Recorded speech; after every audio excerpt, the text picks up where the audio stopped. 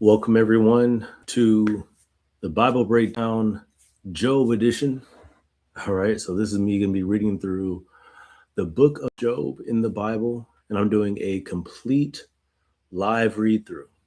Okay, um, and just a couple of setting up things while people are coming in, or if you're watching later, you can get yourself set up.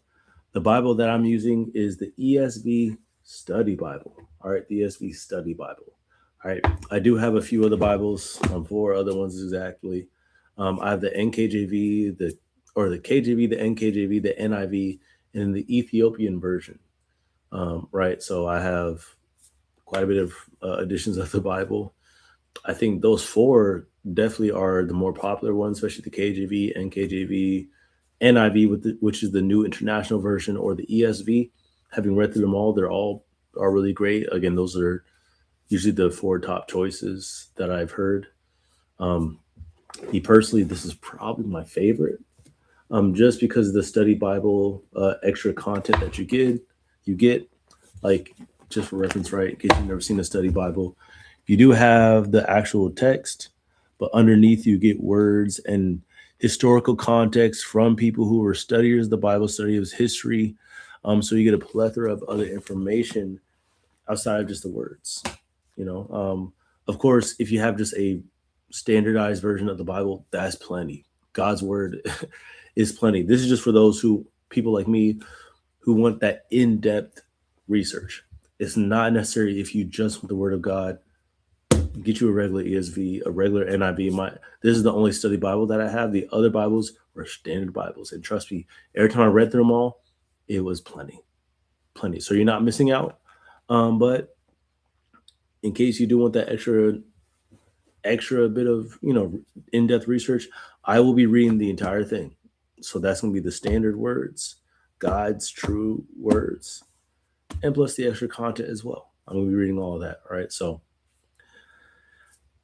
here we go. We're going to dive right in here. I have not personally read through Job. I've only read through the first couple of chapters. That's why they're highlighted and penned in there. But there are 42 chapters of this book. So the other 40 chapters I have not read through. So we're going to be experiencing a lot of this book together. Okay. So that being said, grab your plate, grab your utensils, your pen and highlighter. And let's dive on in here. Okay. Okay. Oh, also, I guess it'd be better for me to say so you understand what is context or content from the standard Bible, right? So like God's word, and then people adding it to it. I'll say like extra content, or extra content, something like that. I'll make notice of what is coming from the Bible and what is coming from the extra words underneath. Okay, cool. So, Book of Job. It's something I like to do with every start of every chapter, and this is important. So I don't want to keep stopping and starting, but this is important that every word of or every title, I try to find the hidden meaning, not that's hidden, but the meaning behind them. If it's a name, if there's a biblical name meaning to it, because usually the names are significant when it comes to that, or what is the overall context, the overall lessons being learned, what is the theme, if you will, of this book. And for Job, it is enduring trust in God amidst unmerited pain, unmerited being undeserving. Job was a man after God's own heart. He was a good, righteous man, but he was tested by the devil. And things happened in Job's life that for most people would probably turn them away from God, but Job shows otherwise amidst this horrible pain that he goes through. So we're going to be getting into all that. Okay. So here we go. Job chapter 1. This is extra content. Chapters 1 to 1 to 2:13. Prologue. Job's character and the circumstances of his test. The prologue opens by introducing Job as a man who is blameless and upright in character, blessed in family and possessions, and whose life embodied the fear of God, both for himself and on behalf of his family. The second section details the heavenly conversations on earthly actions related to Satan's two-stage request to test Job's character by afflicting him. The final section describes how Job's three friends hear of his sufferings and come to offer sympathy and comfort, which creates the context for the rest of the book. The narration of the prologue is integrally important for the interpretation of the book as a whole because it describes for the hearer/reader something that the three friends will continually address. And that is, to what extent do the circumstances of Job's life on earth reveal what is true about him before God? The three friends, as well as Elihu, in his own way, assume that Job's circumstances reveal some hidden sin or wayward path in Job's character that has provoked God's displeasure, correction, or judgment. So it says the three friends assume. So these are the three friends' assumptions, not God saying something. So that's something to keep in mind. Job's friends will continually argue that his circumstances necessarily represent a choice that he, Job, has to make. Either repent and agree with God or continue as you are and receive the full punishment signified in your suffering. And that is something already in itself that we as people, and yes, as I'm reading, why, and this might make this live that much longer, but I'm somebody like I read and I'm going to be speaking, y'all. So understand that this live is definitely not going to be short. And again, if you're coming afterwards, then you'll see it by the timestamp, but it's not going to be short. But like I'm going to be reading it. I also have my interpretations. I'm not just going to read this like a robot, just read all the words and then just be done. I'm an interactive person, so I wish there were people here, and here, like, with me, but I'm going to be speaking. All right, so yeah. So I'm only saying that because we're only in the prologue and I already got stuff to say. Okay. Throughout the dialogue, Job tries to maintain that he is in the right. No, I think I missed something. Job's friends will continually argue that his circumstances necessarily represent a choice that has to be made. Right. Either repent or continue as you are. And that is something we all suffer through and have to make the decisions with when it comes to these heartbreaks, these painful things is, do we continue to be obedient to God? Or do we just say, you know what, I'm going to do my own thing now, or I'm going to take my own path, right? And that's what his friends challenged Job with. His friends, right? In responding to his friends, Job insists both that he is right before God and that it is ultimately God who has brought about his circumstances. Throughout the dialogue, Job tries to maintain that he is in the right while also arguing God's character back to him in lament about why his righteousness and justice do not appear to be borne out in events on earth. In the end, God will reprove Job for the extent of his conclusions about what circumstances on earth might mean for God's governance and justice. However, God will also vindicate Job before his friends, judging them with respect to their words, and call Job to intercede on their behalf. So what I'm noticing already, some of the themes is one, the questioning of certain circumstances that happen to you based on your character, based on your decisions, or in Job's perspective. Hey, I'm living a godly life.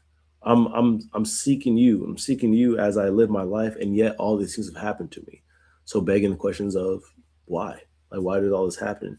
At the same time, having people in your life who don't necessarily push you towards God's governance, but will question or allow you to question God's governance. And maybe it's not God's governance, but maybe it's you. Maybe you are the problem, right? And these are his friends, so it's something to consider. Not that your friend should be holier than thou, but this is a real thing that we all face if we have friends and people in our corner when it comes to the certain circumstances that we face in our life. Do they help us? Do they benefit us? Do they make our situations worse? Right? So I think there's some interesting things being challenged in Job. So let's continue. More extra content, chapter 1-5, the integrity of Job. The prologue opens with a brief description of Job's character and circumstances. which become the context for the subsequent texts. Okay, now chapter 1, Job's character and wealth. There was a man in the land of Uz, whose name was Job, and the man was blameless and upright, one who feared God and turned away from evil.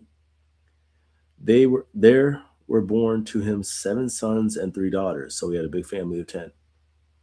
Well, 10 children.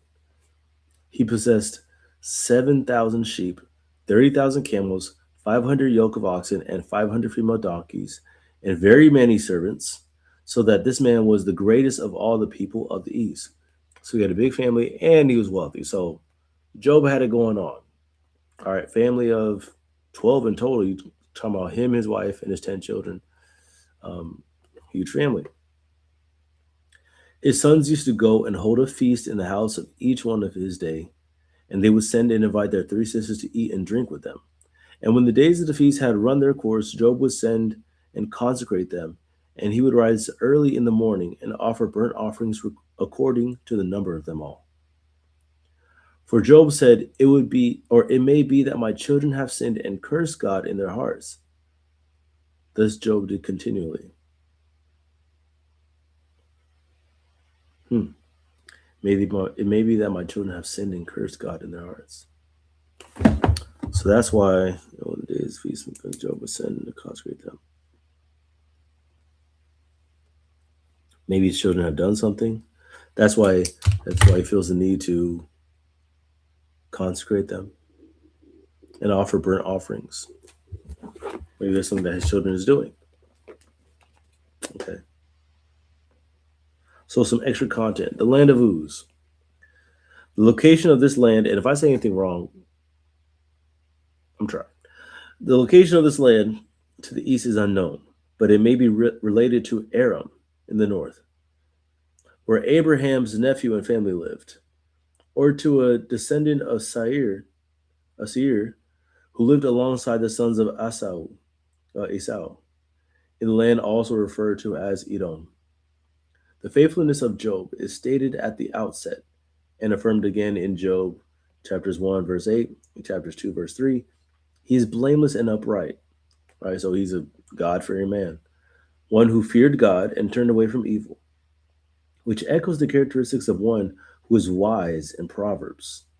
This description represents a gap between what the reader has been told and what the 3 friends come to assume about Job. All right? So he's very wise in God's eyes, but his friends are going to say otherwise. More content. Chapter 1, verse 2 to 4. The large numbers of children, livestock, and servants, together with the feasting, suggest that the enormous prosperity of Job's life at this point on his day. As I was saying, he's a wealthy man. Chapter 1, verse 5, extra content, curse God in their hearts. The Hebrew reads literally, blessed God in their hearts. But the context indicates that the opposite sense, to curse, is intended. The same verb is used with this inferred sense. This construction is undoubtedly a euphemism, i.e., using inference rather than explicit vocabulary to refer to someone cursing God. This play on the word bless in the description and dialogues of the prologue creates irony with the conclusion of the epilogue, where Job's 3 friends are instructed that they are the ones in need of Job's intercessory prayer because they had spoken foolishly about God. So the same friends who try to speak against Job and God's relationship now need his prayer at the end of the day. Okay. That's chapters 1 through 5. So let's continue. Extra content, the challenge in heaven. So with Job now, this is chapter 1, 6 through 12. With Job now introduced, the scene switches to the heavenly court. The Lord draws Satan's attention to Job, thus initiating the chain of events that occupy the rest of the book. The earthly protagonists remain oblivious to these heavenly deliberations, right? So that's just pretty much saying we're going to see we're going to see the test that Satan's going to put on Job. All right, so here we go. Satan allowed to test Job. Verse 6, now there was a day when the sons of God came to present themselves before the Lord, and Satan also came among them. The Lord said to Satan, From where have you come?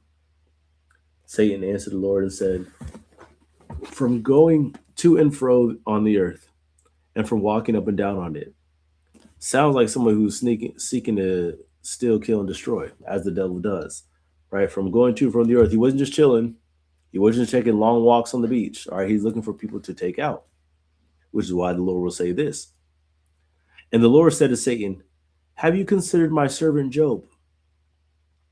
That there is none like him on the earth, a blameless and upright man who fears God and turns away from evil. All right, so this is God telling Satan, okay, you're looking for somebody. Have you considered Job? He's blameless. He's upright. He's a good man. This is God showing himself or showing Satan to Job, right? Which even as I'm reading, I'm like, why would he do that? Like, why would he just put Job out there like as bait, right?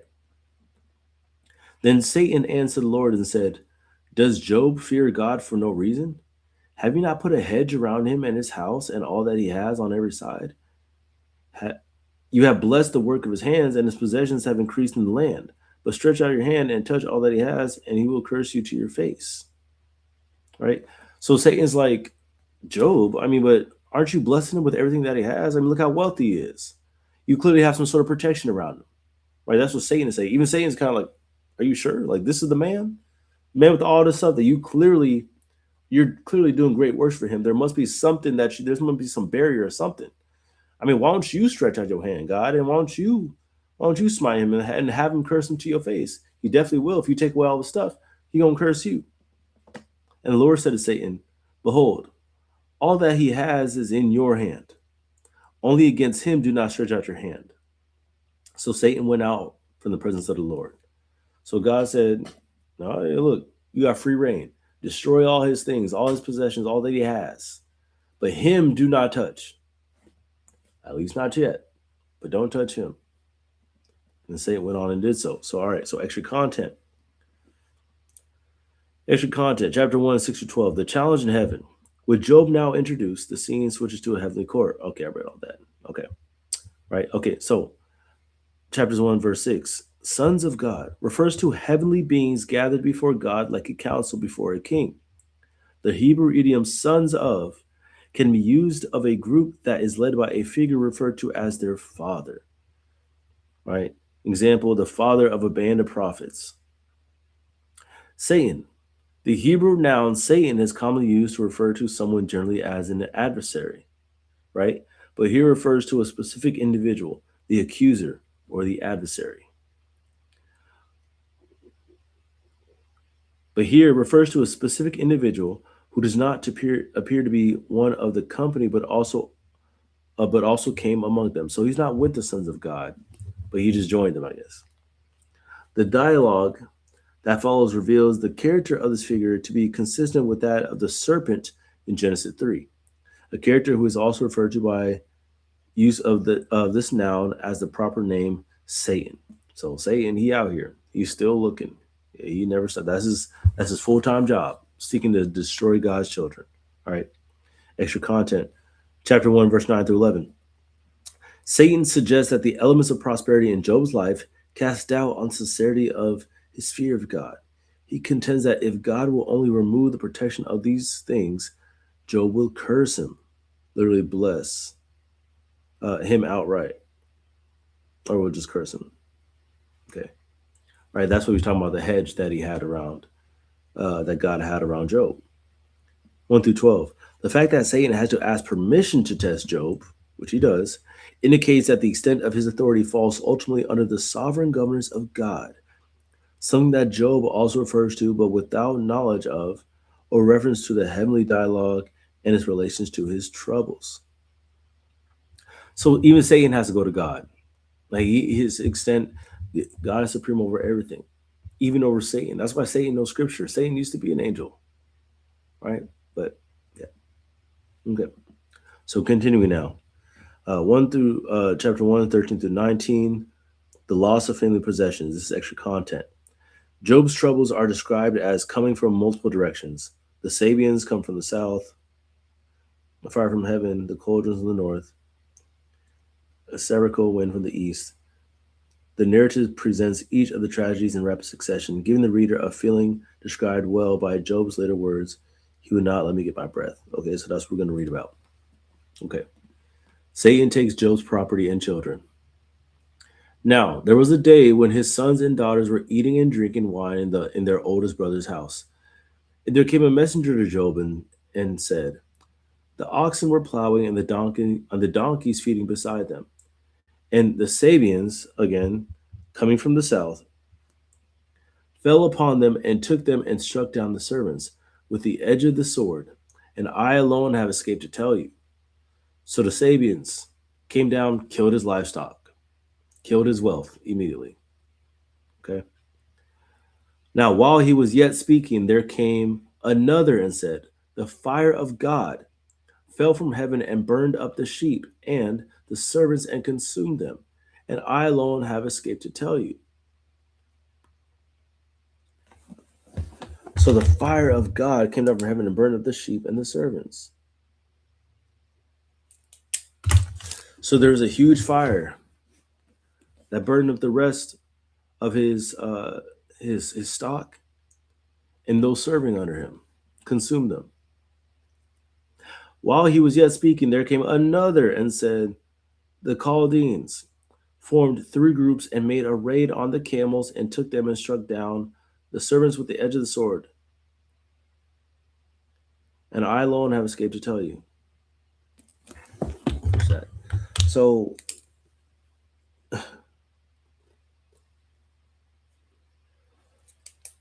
the Sabians, the Chaldeans, and the fire of God wiped out all of Job's property, all of his wealth. Livestock in Job's time, in these biblical times, livestock, camels, sheep, cattle were wealth. That was wealth. So all his wealth gone, destroyed, consumed, all that. Now, while he was yet speaking, there came another. So there's been 3 travesties already. There's still a 4th to come. There came another and said, "Your sons and daughters were eating and drinking." 10 now. Again, he had 7 sons, 3 daughters. Were eating and drinking. They were eating and drinking wine in their oldest brother's house, as it said before. And behold, a great wind came across the wilderness and struck the 4 corners of the house, and it fell upon the young people, and they are dead, and I alone have escaped to tell you.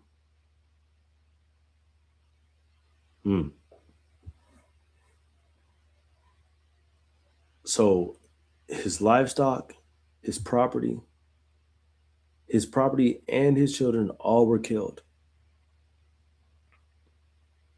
And this happened succession after succession. Remember, everything one said as he was speaking, as this messenger was speaking, right? This lone messenger. Interesting enough, we don't know where this messenger came from. We don't know who this messenger is.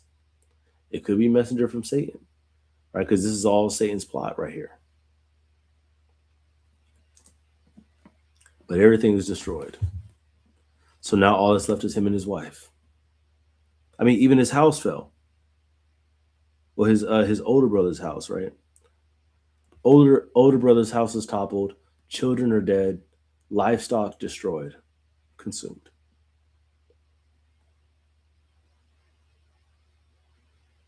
Right.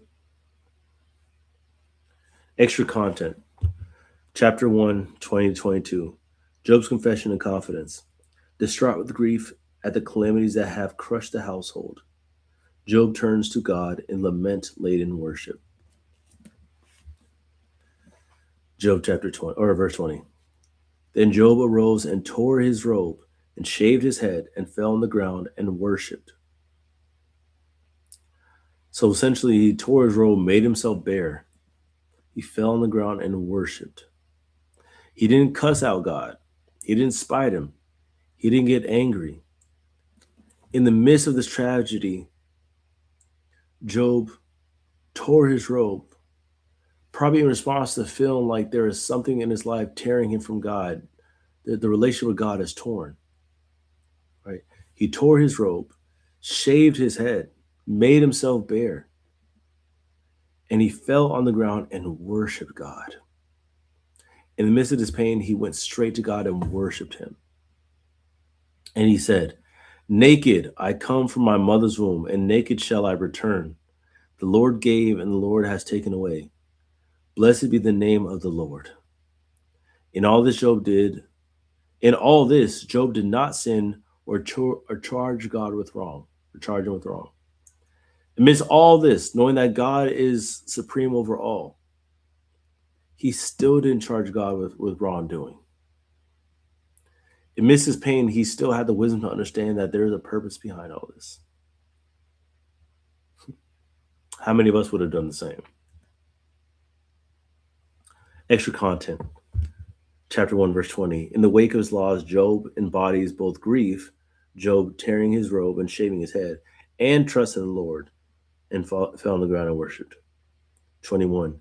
In contrast to what Satan suggests will happen, Job cries out from a posture of grief and worship, blessed be the name of the Lord. All right. Extra content more. Chapter 2, verses 1 through 10, the second test. This section presents the setting, dialogue, and events relating to Job's second test, which parallel the description and extend the sphere of the first test. Let's get into that. Job chapter 2. Satan attacks Job's health. All right. Again, there was a day when the sons of God came to present themselves before the Lord, and Satan also came among them to present himself before the Lord. And the Lord said to Satan, from where have you come? Satan answered the Lord and said, from going to and fro on the earth, and from walking up and down on it. And the Lord said to Satan, have you considered my servant Job, that there is none like him on the earth, a blameless, upright man who fears God and turns away from evil? Now, I want to say, again, there was a day. So it says, again, there was a day. Didn't mean it was the next day, the next week, the next month. We don't know. But clearly this was some time after the first test. And God talking to or asking Satan again, where have you come from? Clearly there's been some time to where Satan has gone away. And then God goes back to Satan. So right now it just seemed like God is just picking on Job. Like that's what it looks like. But just from just this early reading. So continuing. Have you considered my servant Job? He still holds fast his integrity, although you incited me against him to destroy him without reason. Right? Then Satan answered the Lord and said, skin for skin, all that a man has he will give for his life. But stretch out your hand and touch his bone and his flesh, and he will curse you to your face. And the Lord said to Satan, behold, he's in your hand, only spare his life. So now God has given Satan permission to actually inflict pain and illness on Job. But don't kill him. Don't kill him. Because if you kill him, then there's no point in the test, right? So going back to the extra content, chapter 2, verse 1 through 6, the challenge in heaven. The second glimpse of the heavenly court, again, deliberately echoes the first, taking ultimate responsibility for Job's calamities. The Lord again fixes Satan's attention on Job's blameless and God-honoring character. Satan responds by seeking permission to attack Job himself, urging that this will reveal the insincerity of Job's devotion to God. Chapter 2, verse 3. The Lord points out to Satan that even after all that has happened to him, Job still holds fast his integrity, a description referring to the whole of his grief, worship, and profession as a faithful response. Okay. More extra content. Skin for skin. What did it mean when the devil said that?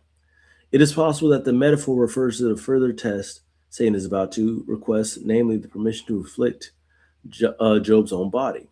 However, the structure of verses 4 to 5 suggests that it and the following phrase, all that a man has he will give for his life, are referring primarily to what has already happened. Satan is crassly suggesting that Job maintained his integrity because it cost him only the skin of his livestock and family, which he was happy to trade for his own. So essentially, Job ain't really feeling it just yet.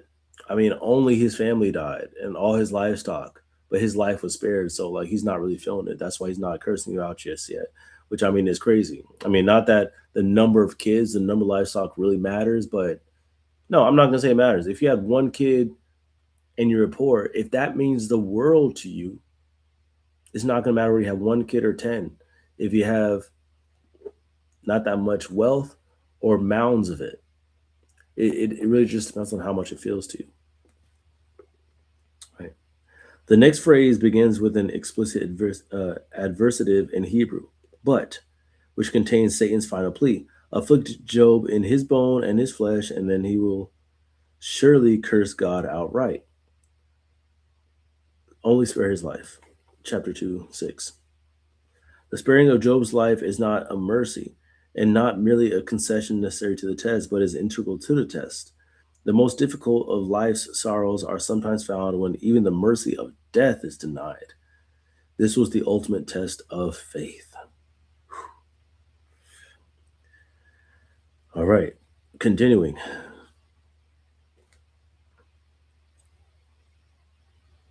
Chapter 2, verse 7. So Satan went out from the presence of the Lord and struck Job with loathsome sores, from the sole of his foot to the crown of his head. So his whole body was afflicted with sores. And he took a piece of broken pottery with which to scrape himself while he sat on the ashes. So with all these sores, he took a piece of pottery and was scraping his skin with it, just because he had that many sores. Now your whole body. I mean, just even thinking about that, how much did he have to scrape himself? How deep were the sores? How big were they?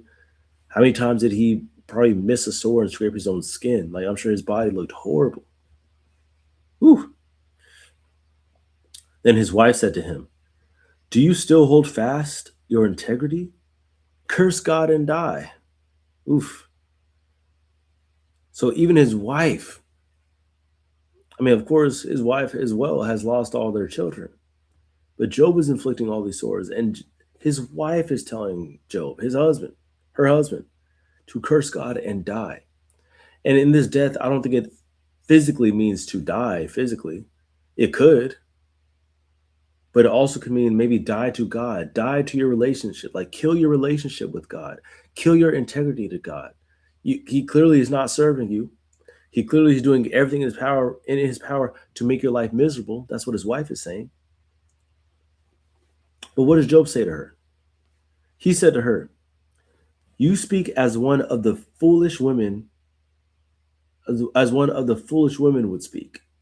Shall we receive good from God, and shall we not receive evil?" In all this, Job did not sin with his lips. So he's like, "Woman, you speaking foolishly right now." See, Job is full of wisdom. He's already thinking ahead. He's already understanding that this is a test of something. Not that it doesn't hurt. I mean, not that this isn't ailing him, but even to his own wife, he's saying, "You speak foolishly. Shall we receive good from God, and shall we not receive evil?" Like there will come a time that we will receive good again, right? Why would I curse God out right now? Yeah, this is some troubling time, but the one who gave me all, why would I curse him out? It wouldn't be better to curse out the one who gave me all that I have. It'd be better to worship him. Extra content. Chapter 2, verse 7 through 10, which we just read. Job's affliction and confession. Already in a physical and emotional posture of grief, Job is struck with sores, and his wife's question, to which he responds further in grief and trust in God. Right. Verse 9. Although the reference to Job's wife is very brief, the content of her speech is significant for how it relates to the heavenly dialogue and for what this connection reveals about the nature of her comments. Her rhetorical question doubts the sensibility of the very thing God finds commendable about Job. Right. Do you still hold fast your integrity? And her suggested response advises Job to take the action Satan was looking to provoke, curse God and die.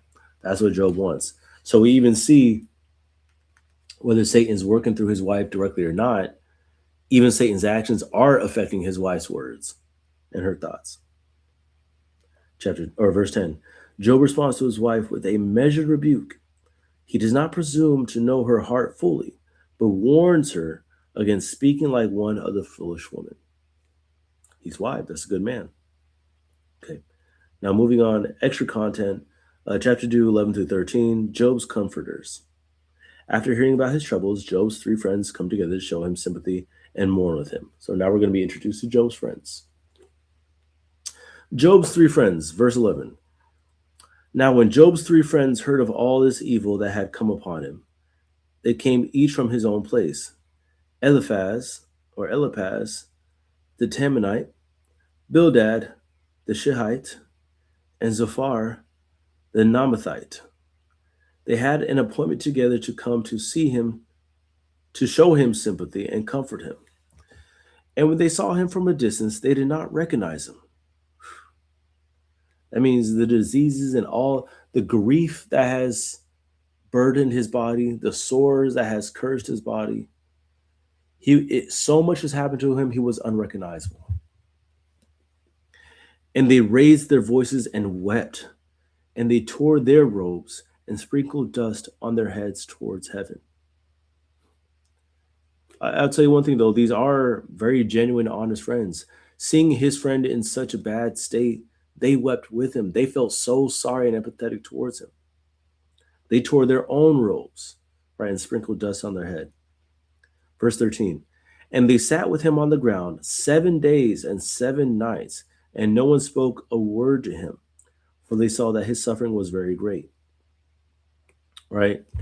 And just some further context, especially speaking like as a man and reading as a man. I can't speak for a woman, and not that this has to necessarily matter in a sense, but I just think it is interesting that they sat 7 days with him and didn't say anything. Right?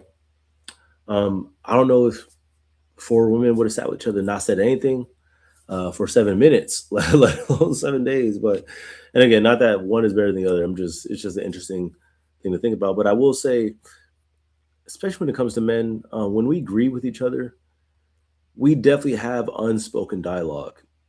We can know that a guy has gone through something. One of our closest friends, they could have gone through something grievous, as Job has gone through, and we'll know it, or we can just see it that something has happened, and just recognizing something bad has happened. I've done it myself plenty of times where or it's been done to me where I'm in a mood, or I see my friend who's gone through something, I can visibly see it, and I'll just kind of sit with him. I might not even say nothing. And the first thing we might say might not even be relevant to what's going on. There's been plenty of times where I see okay, he's sad, and I just sit with him, and I'll be like, man, it's pretty cloudy today, huh, man, and he'll just be like, and we'll just sit there. And because it's just understood, especially as men, we're not the most social, especially in times of grief. We're not always the most social. Not that there aren't men who are, but in general, men, especially in times of grief, it's like we just understand. And just being present with each other is enough a lot of the times. Like when I'm going through it, man, let's say I'm with my guys or whoever, I necessarily don't want to talk all the time until I'm ready. But at first, I'm not trying to talk. And though I might not admit it and say it out loud, which is also something I think understood, having my guys around though, and just knowing that they're there, that does mean a lot. That does a lot for me, right? And we can battle on our own, but as we saw, having Job's 3 brothers with him and just sitting with them, I'm sure that did plenty for Job, just them being around, right? So I just thought that was something interesting to point out. So he sat down with them for 7 days and 7 nights. Nobody said anything. Okay, so extra content. Chapter 2, verse 11. The 3 friends of Job all have southern origins known in the OT. Eliphaz is from Teman, an important city in Edom, which was apparently known for its wisdom. Okay, so Eliphaz comes from a very wise town. Bildad is from Shua, a name of one of the sons of Abraham from his marriage to Keturah, whose brother was Midian, and whose nephews were Sheba and Dedan.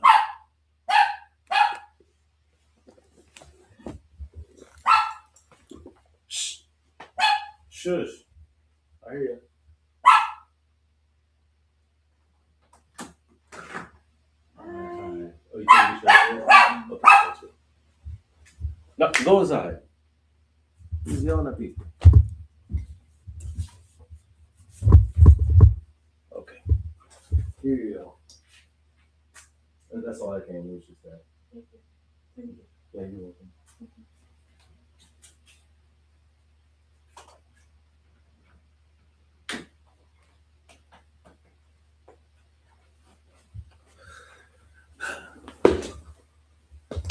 Good job, Luna. You got it.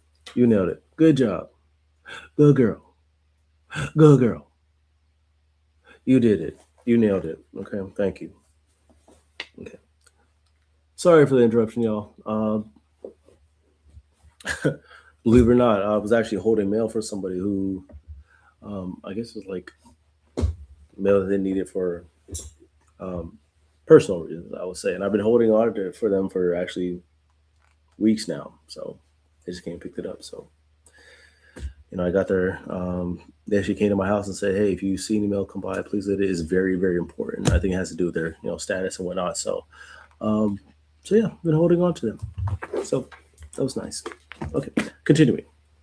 So Bildad, whose brother, is from Shaul, which is named one of the sons of Abraham, whose brothers Midian and Sheba and Dedan. Okay. The latter being the name of a place in Edom or Arabia. Okay. And Zophar is from Nama, which is the name of a woman listed in the genealogy of Cain, from whom the Kenites were descendants. The Kenites are also mentioned in connection with the Midianites in the Sinai and the Arabian deserts. Comfort. In this keyword in Job, see introduction of literary features. Okay. So these friends come from different places, have different backgrounds, but they're all friends.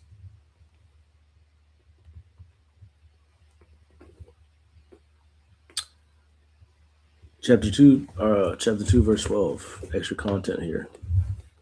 It is likely that Job's friends did not recognize him because, in addition to his sores, Job bore the external effects of both the emotional way and physical manifestations of his grief. As I was mentioning, just everything happening. I mean, I'm sure his face, his body, I'm sure it looked horrible. I mean, understandably so. The silence over a period of 7 days and 7 nights signifies a complete time of mourning in response to the suffering of Job. Ezekiel exhibited a similar response upon meeting the exiles in Babylon. So, yep. So we've seen these are the tests that Job went through: lost his family, his livestock, and I'm sure losing his wealth was one thing, and I'm sure that would have been a struggle. And even the sores, I'm sure, were bad, but I'm sure it doesn't even compare. And I mean, losing his kids, and that came after losing this livestock and everything. On top of that, put icing on the cake, it was the worst of the worst. I mean, I don't have any kids, but I would go through 12 days of sores. I would go through 12 months. I would go through 2 years of sores if it means that my kids would still be alive. Right? I mean, knock on wood, but um, him losing his 10 children, I'm sure really. I mean, I can only imagine that's killing him. That's wrecking him, right? So now, continuing from there, we're moving on to this extra content, giving us giving us a dialogue of what's going to be happening in the next section of Job, right? Which is going to be pretty much the rest of Job, which is chapter 3, which we're about to start, going into chapter 42. So this is the next section, which is pretty much the rest of Job. Dialogue: Job, his suffering, and his standing before God. Between the brief narrative section of the prologue and epilogue, the large central section of the book consists of dialogue in poetic form, except for the narrative introduction of Elihu, that focuses on the question of what Job's suffering reveals both about him and about God's governing of the world. This section progresses in 5 main parts: Job's opening lament, which we're about to get into, a lengthy section of interchanges between the 3 friends and Job's closing monologue, Elihu's response, and the Lord's appearance to and interaction with Job. Okay. So extra content. Verse 3, 1 through 26. Job, despair for the day of his birth. After the prose introduction, Job curses the day of his birth, expanding on this theme with two sequences of why questions. The first expresses longing for rest, the second laments his anxious suffering. Job's opening lament plays off the vocabulary of light and darkness in relation to both questions of the section. Why did I not die at birth? And why is light given to a man whose way is hidden, whom God has hedged in? Job is mystified by his current circumstances, and here he wonders whether he would have been better off in the darkness of never being born at all, rather than having the light of life result in such suffering and grief. The vocabulary of Job's lament is the beginning of a theme throughout the dialogue with his friends in which darkness and light will be used to refer to both death and life, as well as to what is hidden and what is revealed. Interesting. This is where he begins to question everything. I mean, I would too. I would too. As I have questioned plenty of things in my life that has happened to me. And now that I'm close with God, because I haven't been my entire life, but now that I am close with God, I'm following Christ. When something does go wrong, I generally do question God. But it's not even that I question God. What I tend to do, I question what am I not doing? Like, what have I done to deserve this? And that's not in spite of God. I literally question myself, like, what am I doing that's keeping me, or what am I doing that's having me be tested in this way? I never spite God. I'm actually very similar to Job, to where when things happen to me, and that's why it's relatable how he moves. Now I haven't had all this happen to me, but when things do happen to me, I never get mad at God for it. I understand there is a reason. If anything, I think immediately to myself. I have huge humility with myself. And I'm thinking that, like, there's something that I'm doing. Like, I've been dealing with a sickness and ear infection, back-to-back illnesses for the last couple of months, and I've been asking myself, I'm asking God, like, what am I doing wrong? That's usually my question. What am I doing wrong? You know. So yeah. Always just try to understand. Job laments his birth, chapter 3. After this, Job opened his mouth and cursed the day of his birth. Cursed the day of his birth. And also, as we move forward, I'm probably going to be highlighting and penning a lot more, because I was already into the first couple of chapters, but now, again, from chapter 3 to the end, it's all fresh material for me. Verse 3. Let the day perish on which I was born, and the night that said, a man is conceived. Let the day be darkness. May God above not seek it, nor let shine upon it. Let the day be darkness. May God above not seek it, nor let light shine upon it. It's heartbreaking.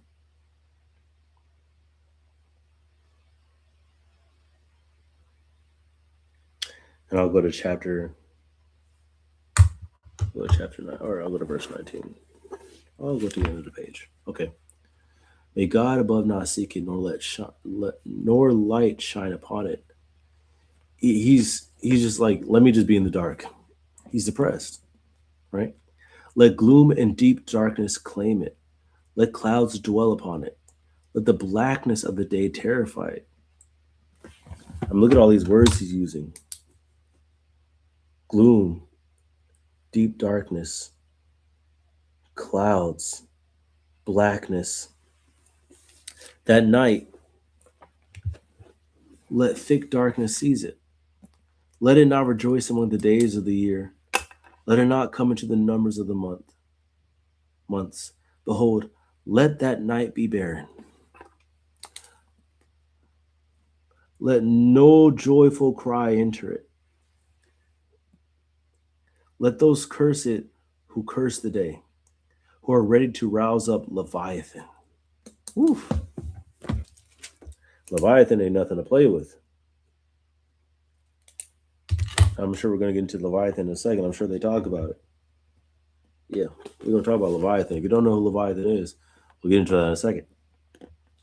Let the stars of its dawn be dark. Let it hope for light, but have none. nor see the eyelids of the morning.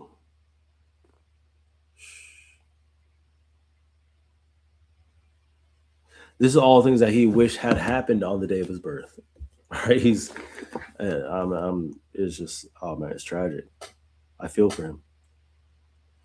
Let it hope for light, but have none, nor see the eyelids of the morning, because it did not shut the doors of my mother's womb, nor hide troubles from my eyes.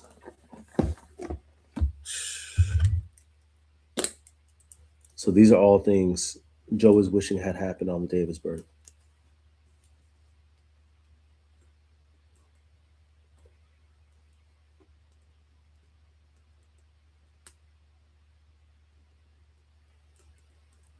I mean, have you ever had something happen to you so tragic that you even question your own birth?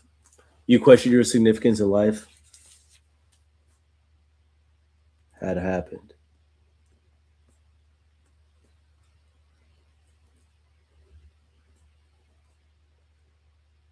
Right?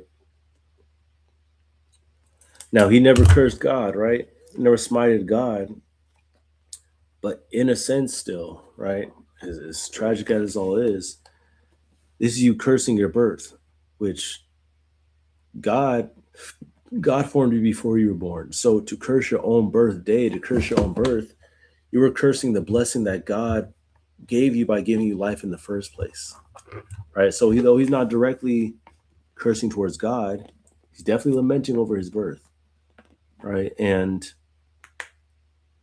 I know God is going to have his response to it. But up to this point, I mean, again, it's understandable. Being human, this is understandable. Like having all these thoughts of like, why am I here? What is the purpose of me being here just to suffer all this, right? Why did I not die at birth?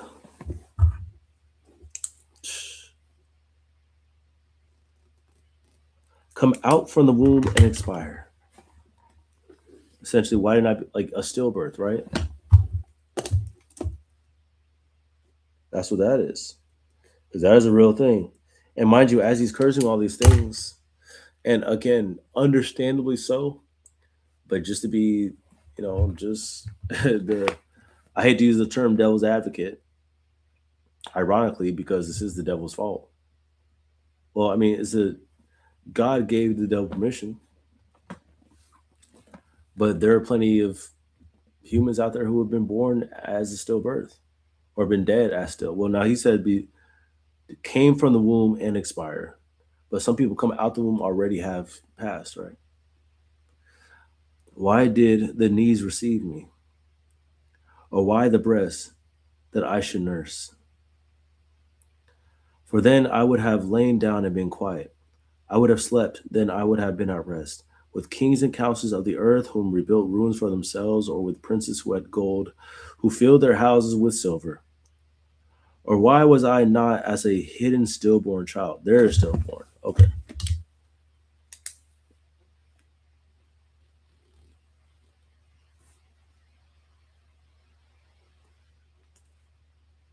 There's actually. So yeah, so just to clarify, the first one is just being born and then passing away. But here he's actually saying, why was I not born a stillborn? As infants who never see the light. There the wicked cease from troubling, and there the weary are at rest. There the prisoners are at ease together. They hear not the voice of the taskmaster. Taskmaster. The small and the great are there, and the slave is free from his master. There the prisoners are at ease together. He's such in a distraught state. He sees himself as a prisoner right now. Right? I mean, the amount of grief that he has. The slave is free from the master. All right. Let's get some extra content on what is being said here. Chapter 3, 3 through 10. Job curses his birth. In skillfully crafted poetry, Job rues the moment of his birth. In distinction from the birth itself, he will continue to see life as a divine gift, and he does not ever appear to be suicidal. Rather, he wishes that reality had been different and that he would not have seen the light of day. So yeah, he's not saying he wants to kill himself, But it's like I just kind of wish I wouldn't have been born at all. Chapter 3:8. Chapter 3:8. Aspects of ancient myth are sometimes referenced metaphorically in Scripture, often in images of God's power or authority. By referring here to those who set a curse upon a day by calling upon Leviathan, Job refers for their incantations as one more piece of his lament against the day of his birth. Leviathan, by the way, was they're saying here a mythical creature, but is a creature that God created in Genesis when he created the fish of the sea. Right? Leviathan is this, I mean, godly, ghastly beast, this huge monster of the sea, almost like a dragon of the sea. And instead of wings, more like fins. But I mean, stern skin, iron like skin, razor sharp teeth. I mean, just a think of a dragon, a dragon that swims, right? This uncontrollable beast that man itself cannot contain, that only by the power of God. It's as if the Leviathan was created purely for destruction, but in that knows that it still bows its head to God, as all things do. Right, so that's the Leviathan. Right, so when he says, "Let those curse it who curse the day, who are ready to rouse up Leviathan," he I'm cursing this day so much, I don't care. I'm ready to even rouse up if I can myself can rouse up Leviathan and send him loose on the earth. I would do it because that's how much grief I have. Right, this uncontrollable monster. Right. More context. 3:11-19. Job longs for rest. Job's futile curses progress from the day of his birth to the first moments of his life. Just as he wishes the day was darkness and time erased, so too he wishes that life had been death, hence wanting to die after birth and then being stillborn. For at least that would have brought peace in the company of the dead. 13-19. Job describes death as rest from the toil of life by picturing its effect on persons both high and low in society, and wishes he had joined all who were already in the state of rest rather than being born. Job refers to the kings and princes who labored to obtain wealth and build cities, but now lay within them in death. Job focuses on the way death removes the constraints of social position, focused attention particularly on the small and the slave, and focusing attention particularly on the small and slave, and those who have been weary of prisoners. All right. So Job was like, I want to be amongst everybody else. I mean, there have been people out there who have become kings, there are slaves. All of them, when they die, they're all one the same. I wish I was amongst them. Or I wish I would have been put amongst them during my birth. Okay. Now moving on, chapter 3:20-26, Job laments his suffering. The final sequence of why questions reflects Job's current miserable state, carrying forward the themes of life and death, musing on those who dig for treasures. Job anticipates the terms in which some of his puzzles will be solved in the poem on wisdom. Okay, so that's the context for this next section. 20:26. 3:20. Why is light given to him who is in misery, and life to the bitter in soul? Ooh, we ask that question a lot. I know people ask that question all the time. Like,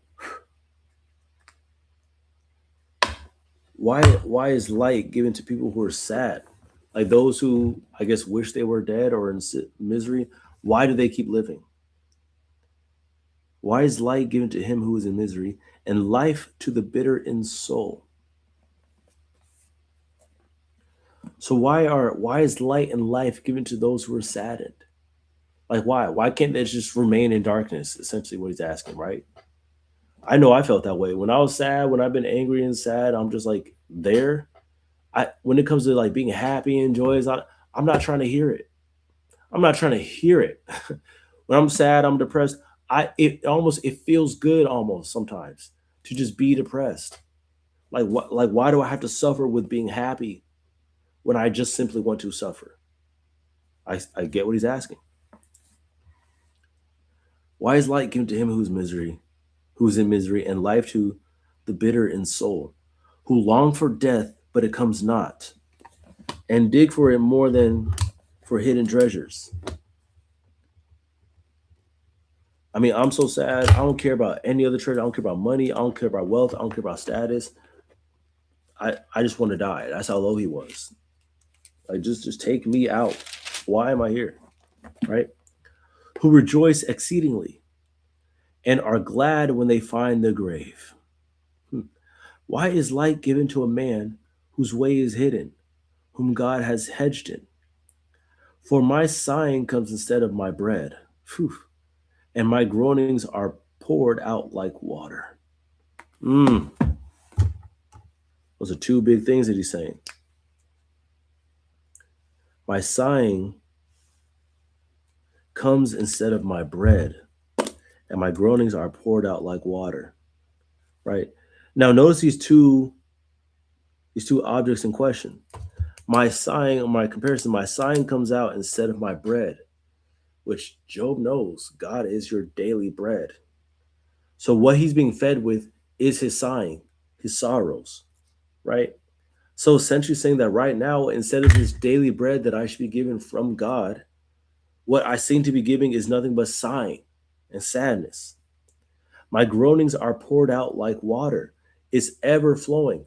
But the water is also is a great analogy and a great symbolism, is used many times to resemble the Spirit of God.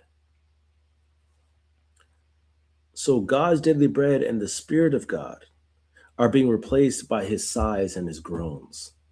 That's how much he's grieving. It's so much grieving that I'm feeding off my own sorrow, my own depths of pain and suffering. 25. For the thing that I fear comes upon me, and what I dread befalls me. I am not at ease, nor am I quiet. I have no rest, but troubles come. So this is ongoing. It's ongoing. All right.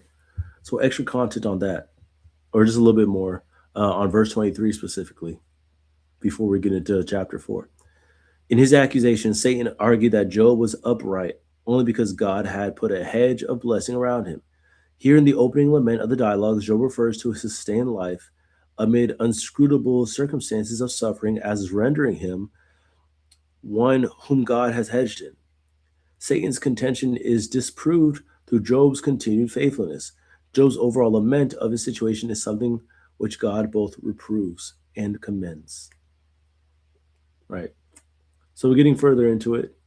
Why is light given to man whose way is hidden, whom God has hedged in? So he still recognizes the fact that God has hedged himself into his way of being. Right. Why is light given to a man whose way is hidden? Right. So though Job feels lost, he still understands that God is still providing light to him. He still will, and he has continued to do so. Powerful, powerful, powerful. Okay. Chapter 4. Extra content here. The friends and Job. Can Job be right before God? The main section, and this is chapters, so this is the friends and Job. This is from chapters 4 to chapters 25. Okay. The main section of the book contains the dialogue between Job and the three friends that opens with Job's initial lament, and then alternates between speeches by each friend, Eliphaz, Bildad, Zophar, and responses by Job. The dialogue consists of 2 full cycles containing a speech by each friend and response by Job. Job appears to cut off Bildad in the midst of his third speech, which is followed by a lengthy section of Job's final argument. In his opening response, Eliphaz initiates what will become a recurring question and theme for the speeches of the friends. Can mortal man be in the right before God? So that's Eliphaz's question to Job. The friends assume that both Job's circumstances and the response to them are indications that he is in the wrong before God and needs to acknowledge and repent of his sin.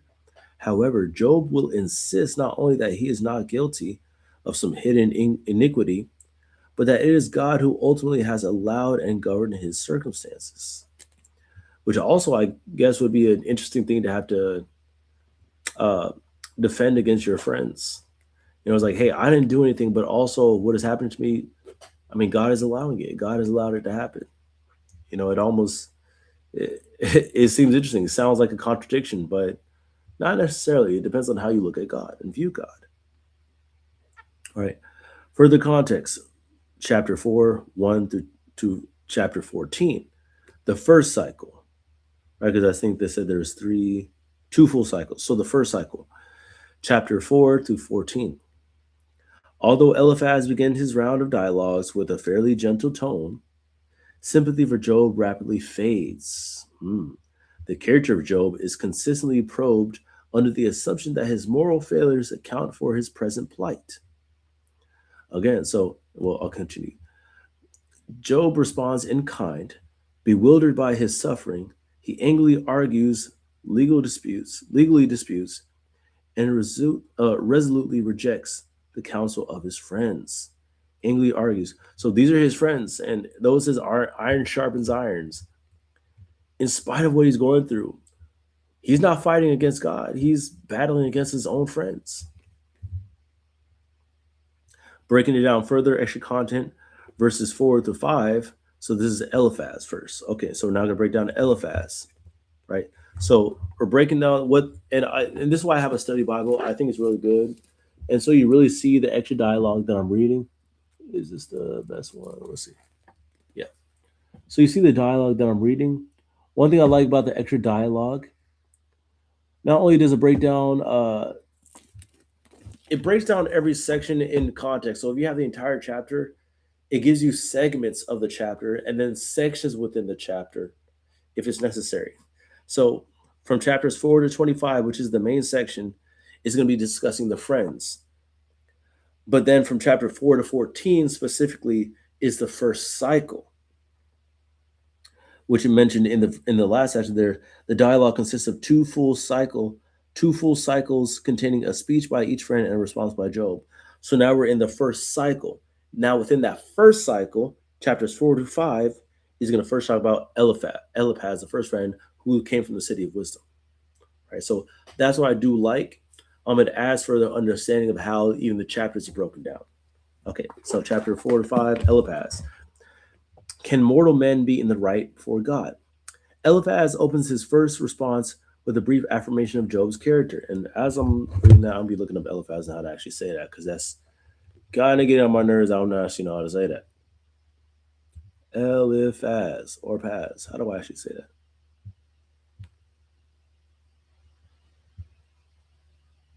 Pronunciation. There we go. Eliphaz.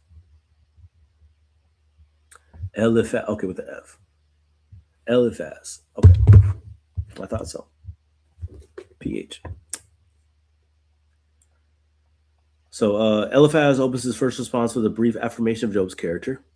See, affirmation at first of Job's character, before asserting that he knows what he knows to be true about how God works.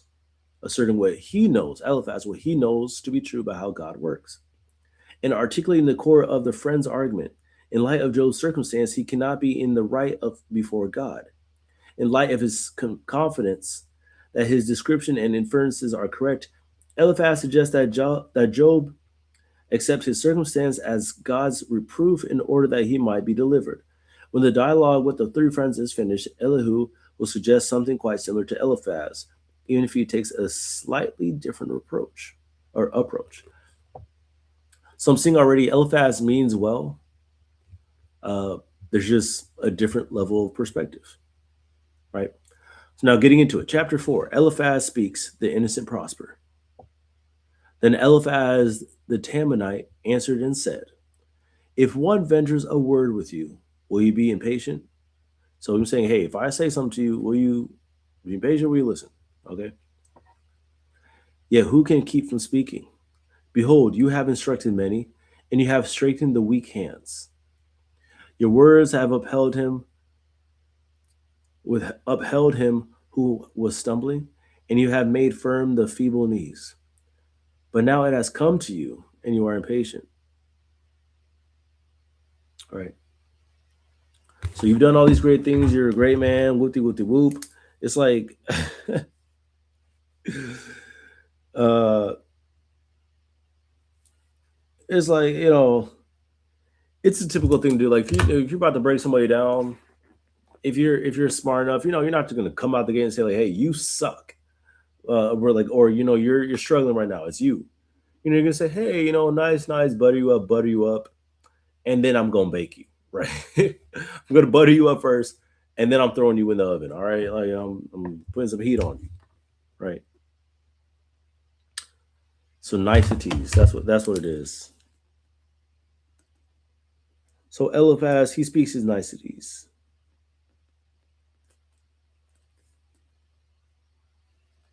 I'm sure we've all been there. Right before somebody grilled us, they're like, you're nice, you're sweet, you're kind, and all this stuff, but now it has come to you, and you are impatient.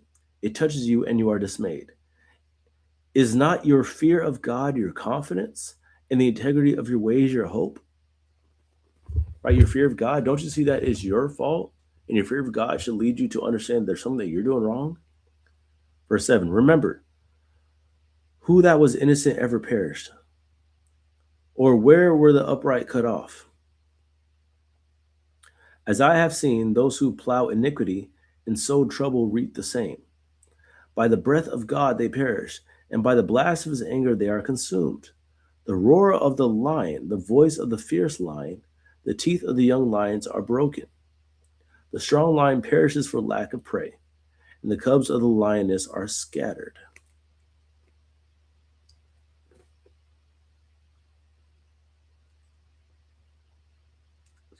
I'll go to chapter 5. Scattered.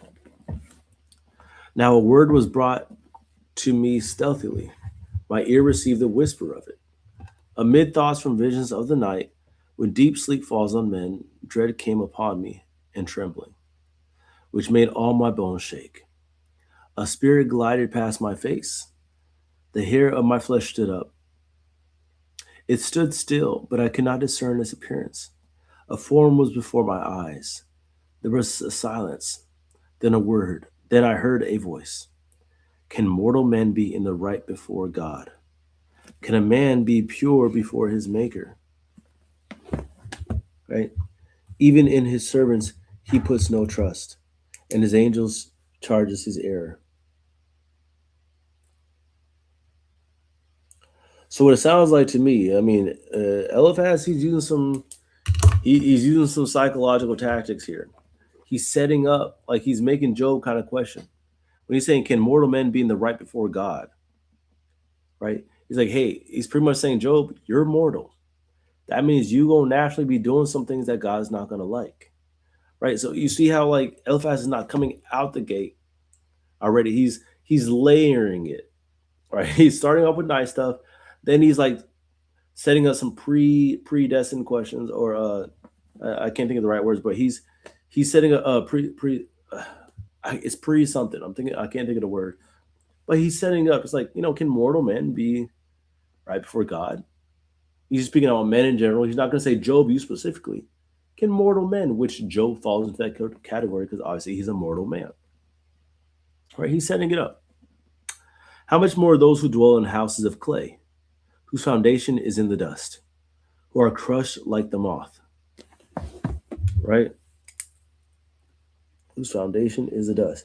Is he trying to say that Job's foundation is in dust? He has a house of clay. Between morning and evening, they are beaten to pieces. They perish forever without anyone regarding it. Is not their tent cord plucked up within them?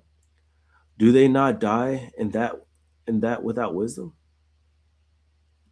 Do they not die and that without wisdom? All right, so I'm not gonna lie. If I'm Job and I'm hearing all this, me personally, I'm like, bro, what you trying to say, man? What you trying to say about me? That's what I'm saying. I don't know how Job. We're gonna see Job's response in a little bit, but me personally, I'm like, see, because reading it, I'm already seeing through all of it. I'd be like, Joe, or I'd be like, Eliphaz, what you trying to say, bro? What you trying to say about my foundation with God? What are you questioning right now? Right? Because that's essentially what he's doing. Going back and do some extra content. All right, so we already got the pre dialogue, but now verse 4, chapter 4, verse 8. Those who plow iniquity sow trouble, reap, and sow trouble reap the same. At the opening of his speech, Eliphaz states the dictum that his friends will relentlessly defend throughout the dialogue. From them, his proverb is unequivocal. It is true in all circumstances in the same way. Character can be judged by circumstances. Moving on, verses 10 through 11. Typical wisdom exponents. Eliphaz turns to nature to demonstrate his truth. Even an animal as mighty as the lion is incapable of altering the operation of natural law to protect his own young. A man like Job cannot alter the function of moral law any more than the lion can alter natural law. Right, essentially, I mean, there's some bold stuff being said. I'm not gonna lie to you. Like seeing it, the strong lion perishes for lack of prey, and the cubs of lioness are scattered. Right, like Job, you lost your kids, so even a strong lion as yourself, they would perish for a lack of prey. Right, the roar of the lion, the voice of the fierce lion, the teeth of the young lions are broken. The strong lion perishes for lack of prey. So essentially, I'm getting it now. I'm getting the download from the Holy Spirit. Job, your life was so good and wealthy and righteous. You became weak because of it. The strong lion perishes for lack of prey. You can be a strong lion, but if you never test your strength on anything, your strength eventually dwindles. And the cubs, the lioness, are scattered. Eliphaz is pretty much kind of saying, is like, Job, you became so wealthy that you neglected testing your own strength, and your children fell victim to that. Like I said, Job seems to have patience. I don't know, man. My friends coming to me and saying stuff like this in the midst of what I'm going. I would hope my faith with God is as strong as I'm reading about Job, because boy, because I'm yeah. Continuing, continuing, verses 12 to 21, where we ended. In his first speech, Eliphaz describes the event and content of a vision. The implied heavenly source of the vision is meant to grant authority to the message, which centers on the opening question, can mortal men be in the right before God? While the vision has been typically read as belonging to Eliphaz, some interpreters have argued that it should be understood as a vision originally reported by Job, which is then quoted by Eliphaz. So Job had the vision, and then Eliphaz is now quoting it back to him. The primary impetus for interpreting the vision as a quotation is the argument that the recurring question of, which is the question in question, can mortal men be in the right of God, is in tension with the theology of Eliphaz and the friends. An example, they are arguing precisely that a righteous person can be in the right before God. While interpreting the vision as a quotation offers a solution, if there is a fact of conflict, it lacks the support of the typical features found in Job that would mark a quotation in the text. An example, there is no attribution of the speech to Job, nor has Job said anything like this up to this point, and creates other interpretive difficulties. So, though we can say it's a vision from Job, there's nothing in the Bible saying that. So, right now, all we know that this is coming directly from Eliphaz. Nevertheless, this view is set out here to present both interpretive options for readers of Job. Right. 17 to 18, I think they're actually going to dive further into this. Or actually, no, into something else. Okay. Okay. Verses 17 through 18. So again, one thing that the Bible, this ESV Study Bible does well, they're breaking down chapter 4, 12 to 21. So that's 12 through 21. Then they further get into 17 and 18, which is in between 12 to 21. right? So they like giving you context, and if there's more context to give, they'll then give that inner context, and even if there's more, they'll give you something like that. So there's context within context. It's like an inception of context, right? Contextception. That's awful. Don't use that. That's awful. Okay. Verses 17 to 18. The opening questions of verse 17 present an interpretive difficulty. What do they mean, and what is their function in the dialogue? Are they Eliphaz's way of reminding Job that all creation has been affected by sin? Are they Job's questions, asking whether it is possible to live in such a manner as to receive only good things from God? Like, is it possible to live a life where only good things happen to you? Essentially, right? Neither of these possibilities appears fully satisfying. The first, because Eliphaz would then be arguing that what has happened to Job is consequence that should be expected by all people, including himself. The second, because it is not the purpose of Job's lament to ask whether it would have been possible so to live as to avoid his circumstances. A literary key for answering the question is found in the function of the prologue. The content of the heavenly dialogues and the commentator or the comments of the narrator place the evaluation of Job's character at the forefront for interpreting the book as a whole. In the dialogue of chapters 2 to 31, the friends are seeking to judge the nature of the very thing to which the reader has been made privy, God's evaluation of Job. The tension of the dialogue begins with Eliphaz's vision, which functions as a response to Job's initial lament.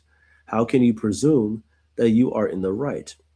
Eliphaz argues that if even angels are found at fault before God, then the fact of compounded and devastating suffering should lead Job, a mortal man, to seek God for help rather than presuming the right to protest him.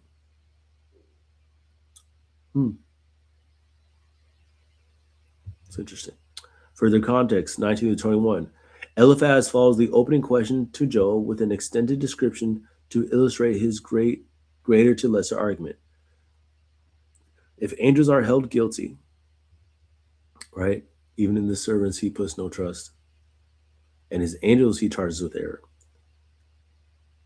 then how much more so are mortals who dwell in houses of clay, who perish forever without ever regarding it, and who die without wisdom. Some tough things being said by Job, or by Eliphaz. Continuing. Eliphaz continue. Call now. Is there anyone who will answer you? To which of the holy ones will you turn? Surely vexation kills the fool, and jealousy slays the simple. I have seen the fool taken root, but suddenly I cursed his dwelling. His children are far from safety. They are crushed in the gate, and there is no one to deliver them. For the context, extra content. After Eliphaz presents, or chapter 5, verse 1, because we're in chapter 5 now. Chapter 5, verse 1, after Eliphaz presents what he regards as the weight of his vision, he asks rhetorically if there are any creatures left on earth, anyone, or in heaven, the holy ones, to whom Job can resume to appeal. All right, chapter 1, and we stopped at, or chapter 5, verse 1, we stopped at verse 4. Okay, so moving on. Verse 5. The hungry eat his harvest, and he takes it even out of thorns. The meaning of Hebrew is uncertain. Okay, thorns. And the thirsty pant, which means down here, Akilas, Simikus, Sirach, Vulgate. Hebrew could be read as, and on some snare pants. Okay. And the thirsty pant after his wealth. For affliction does not come from the dust, nor does trouble sprout from the ground, but man is born to trouble as the sparks fly upward. But man is born to trouble as the sparks fly upward. So affliction is born from within, or affliction comes from within. Right? For affliction does not come from the dust, nor does trouble sprout from the ground. Man is born to trouble. So, obviously, saying that man is born of sin, which is something we are known, that is also revealed to us from Genesis. Right. Continuing. I'm going to do some extra content. Verses 6 through 7. Eliphaz reinforces his previous point by returning to the language of agriculture. Affliction and trouble do not grow out of the dust or ground, but out of what is sown from the day a person is born. Correct. Verse 4 or verse 8. As for me, I would seek God, and to God would I commit my cause. Who does great things and unsearchable, marvelous things without number? He gives rain on the earth and sends waters on the fields. He sets on high those who are lowly, and those who mourn lifted to safety. He frustrates the devices of the crafty, so that their hands achieve no success. He catches the wise in their own craftiness, and the schemes of the wily are brought to a quick end. They meet with darkness in the daytime, and grope in noonday as in the night. But he saves the needy from the sword of their mouth, and from the hand of the mighty. So the poor have hope, and the justice shuts their mouth. To my cause. Right? So it's like the blessings of God. Again, also saying, as me, I would seek God. He saves the needy from the sword of the mouth and from the hand of the mighty. So the poor have hope, and the injustice shuts their mouth. Which is indicating, as it's been saying,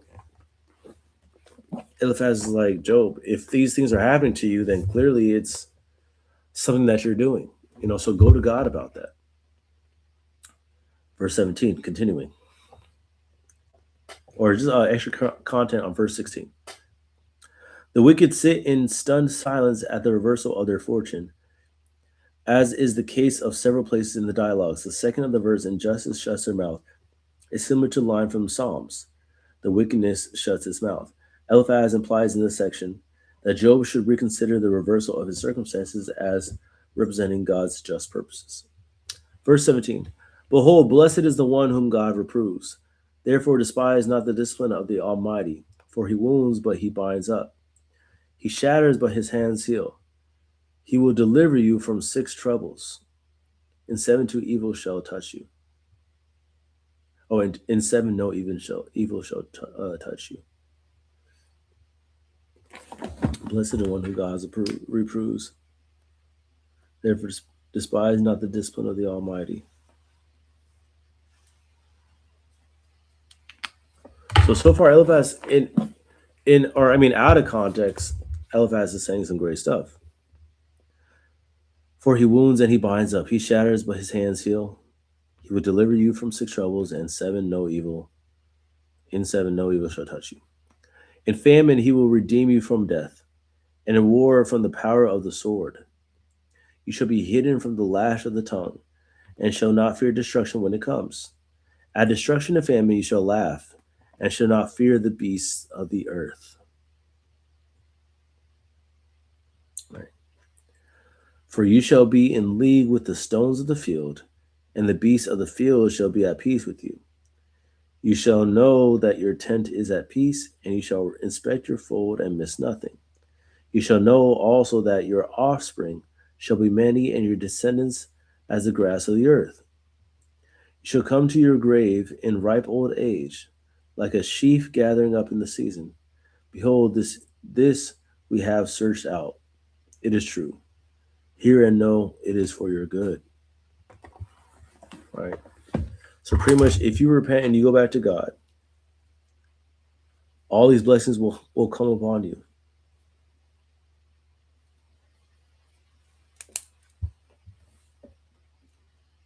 Right. So just a little bit before, when Eliphaz says, "As for me, I would seek God," and continuing from there to verse 16, saying, "So the poor have hope, and the just shut their mouths."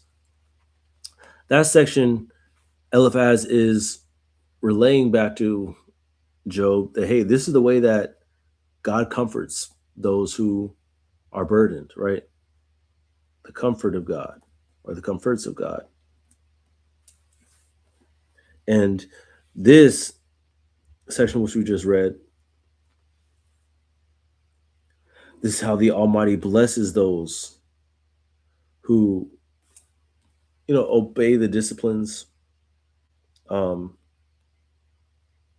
and how He will redeem those who are moving in iniquity or in unrighteousness. But these are ways that God will redeem and bless.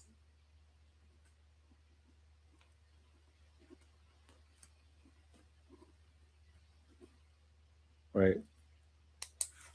So again, just further adding to Eliphaz feeling like Job clearly did something to receive what he's received, to be in the situation that he's in.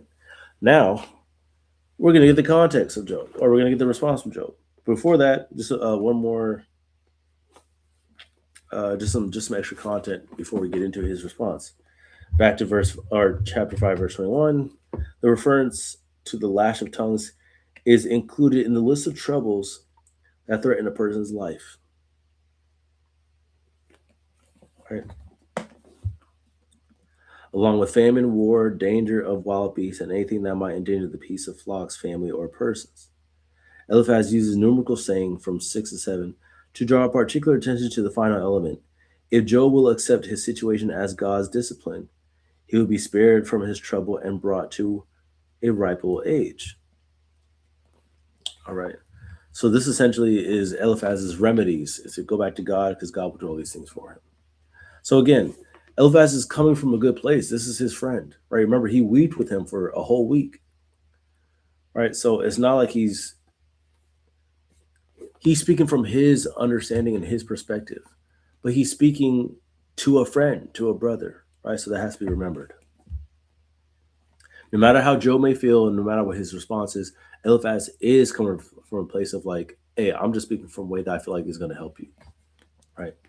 So sometimes when we try to help our friends, whether it comes off well or not, what can be ignored is the intention behind the help, right? I think that is important, no matter how it lands.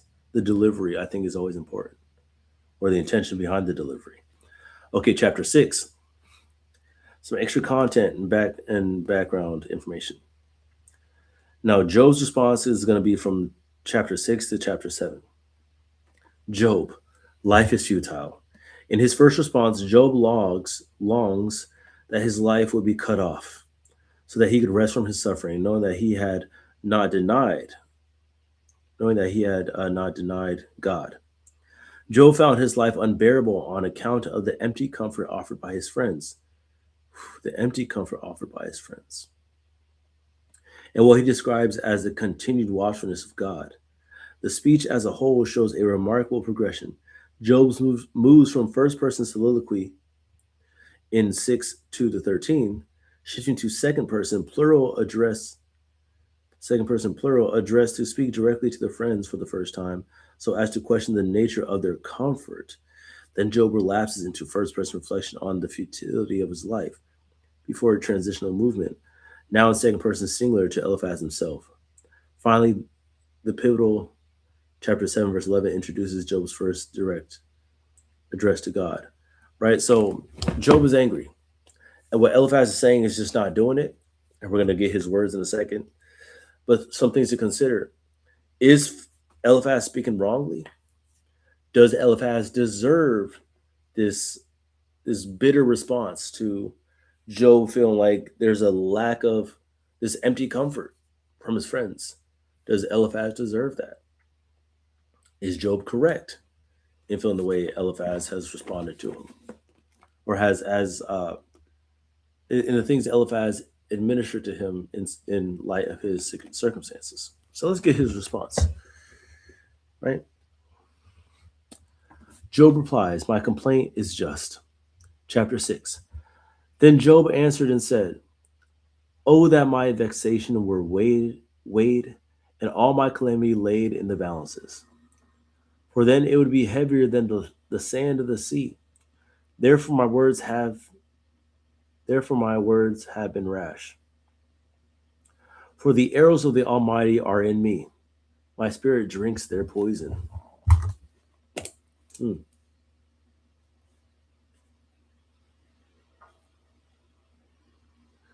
He's pretty much saying, if all the things that I've gone through, all my troubles, if they were weighed, they'd be heavier than all the sands of the sea. That's how much he feels like he's going through. For the arrows of the Almighty are in me. My spirit drinks their poison. All right, so the arrows, he feel the attacks that God has given to me, right? My soul is feeling it. Like I'm being darkened because of it. The terrors of God are arrayed against me. Does the wild donkey bray when he has grass, or the ox low over his fodder? Can that which is tasteless be eaten without salt? Or is there any taste in the juice of the mallow? My appetite refuses to touch them. They are as food that is loathsome to me. Hmm.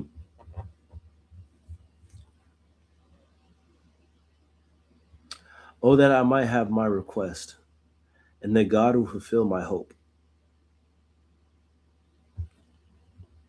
That I would please, that it would please God to crush me, that he would loose his hand and cut me off.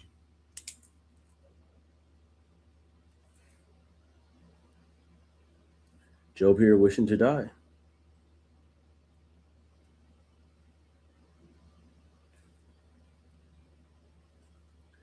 Is God so much so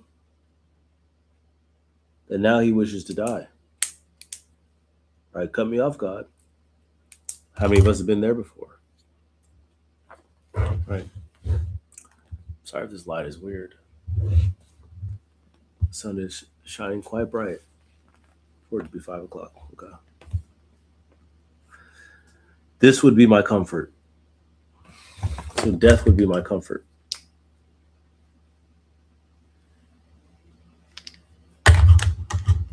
I would even exult in pain unsparing. For I have not denied the words of the Holy One.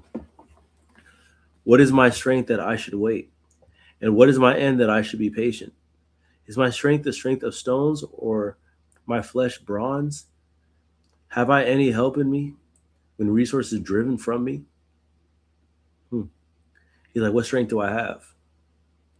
I mean, do I have such mighty strength that I can endure what I'm going through? Like, why should I have to suffer through this? I have nothing.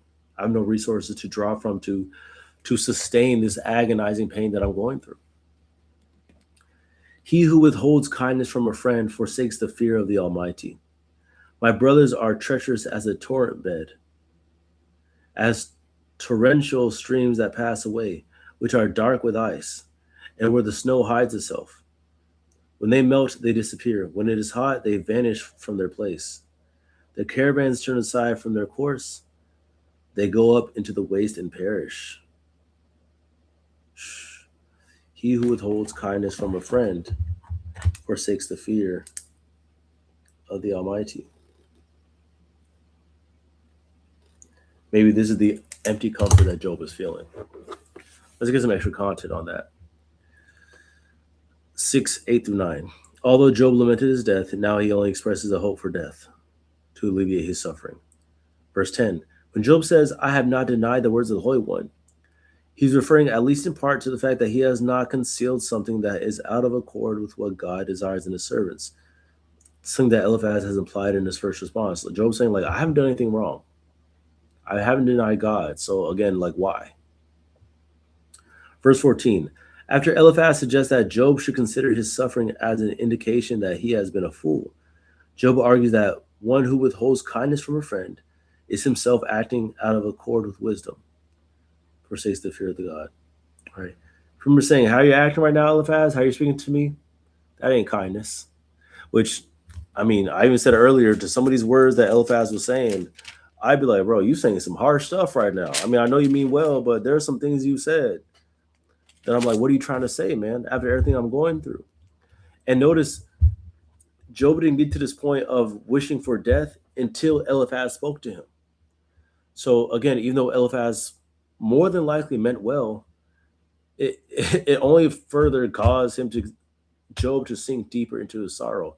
I mean, have we done that? Have we been there ourselves where we were saddened and somebody's saying something to us, though they meant well, only egged further our pain and suffering and our anger? Have we done that to somebody else? Right? Chapter 4 or verse 14. After Eliphaz, or extra content, after Eliphaz suggests that Job should consider his suffering as an indication, or that, okay, 15. A torrent bend is a wadi, a depression or a rift in the rocks that gathers water from cloudbursts or melting ice, which races down the slope. Okay. So my brothers are treacherous as a torrent bend.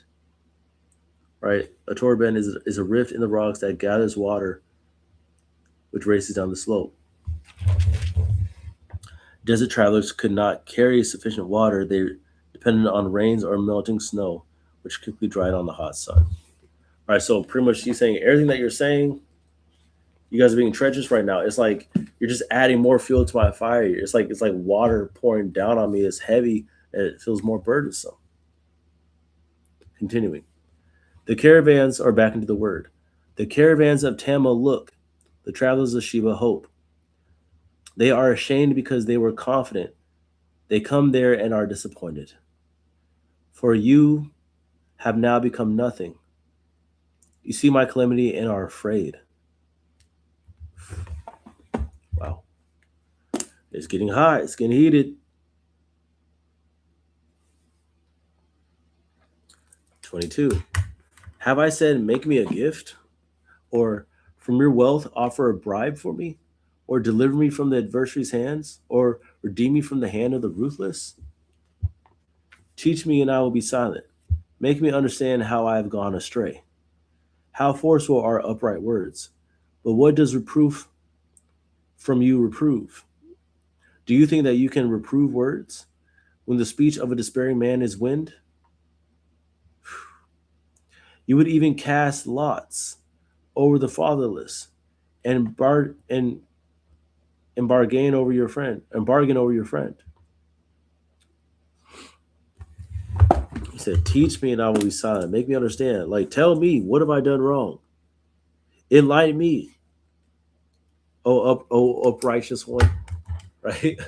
That's what he's saying. Now he's angry now. Right? It's gone from sorrow to he's angry. Like, make me understand. What have I done wrong? Like, you tell me. But now, be pleased to look at me, for I will not lie to your face. Please turn. Let no injustice be done. Turn now. My vindication is at stake. Is there any injustice on my tongue? Cannot my palate discern the cause of calamity? Is there any injustice on my tongue? Like, have I said anything wrong? Cannot my palate discern the cause of calamity? Pretty much, I know what I said isn't wrong.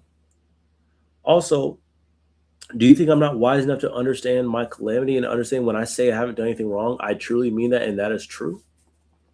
And if not, you tell me, where am I wrong? Almost sarcastically. Right? He's like, you tell me.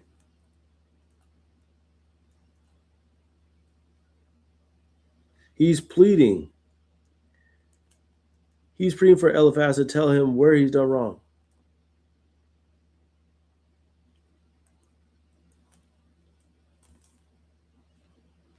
He's pleading for him to tell him of his wrongdoings.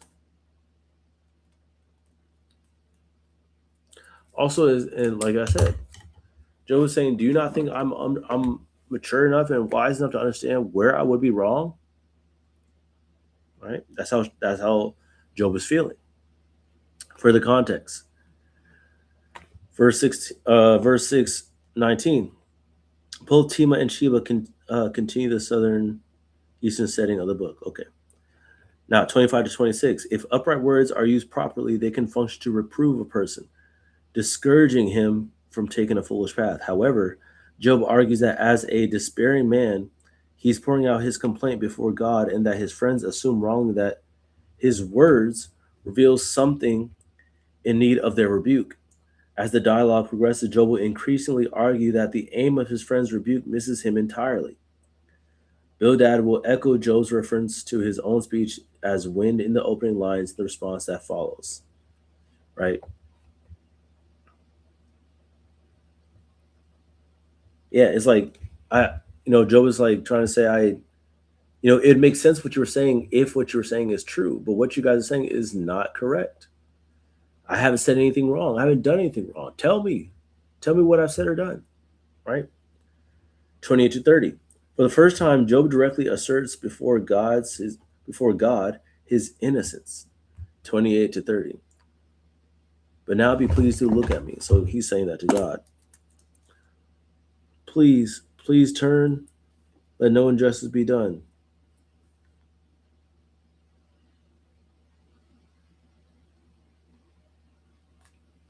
So Job says,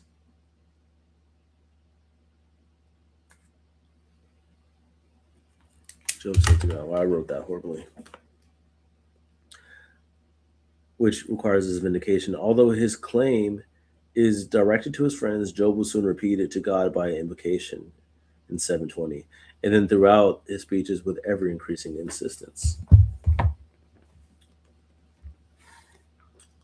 Job continues. So chapter 7. Okay, continuing with Job. My life has no hope. Verse 1. Has not man a hard service on earth? And are not his days like the days of hired hand? It's like Job's like, do we not have it hard enough? Like a slave who longs for the shadow, and like a hired hand who looks for his wages. A slave who longs for his shadow. Essentially, like slaves is depicted usually working in the heat of the sun, working under the spotlight. The shadow is the coolness. A slave who longs for his shadow, right? So I am allotted in months of emptiness, and nights of misery are appointed to me. When I lay down and I say, when shall I rise? But the night is long, and I am full of tossing till the dawn. My flesh is clothed with worms and dirt. My skin hardens and breaks out afresh. My days are swifter than a weaver's shuttle, and come to their end without hope. Remember that my life is a breath. My eye will never see again. My eye will never see God. What? Remember that my life is a breath. My eye will never again see good. Is a breath. Right.